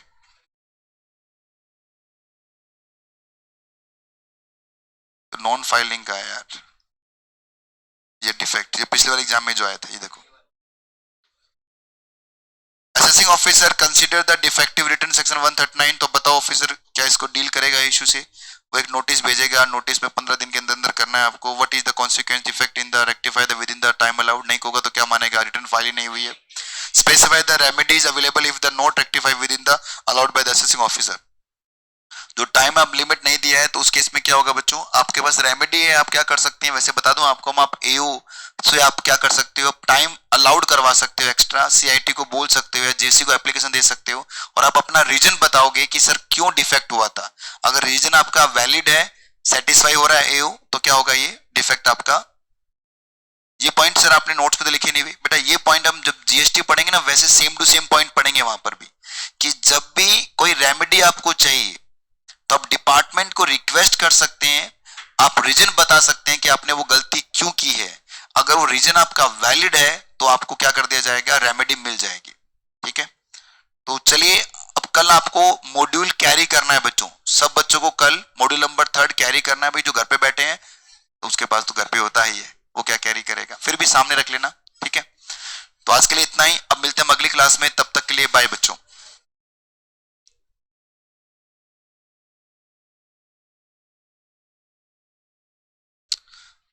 जय बाबा की। जय बाबा जी सर, जय बाबा जी, जय बाबा जी।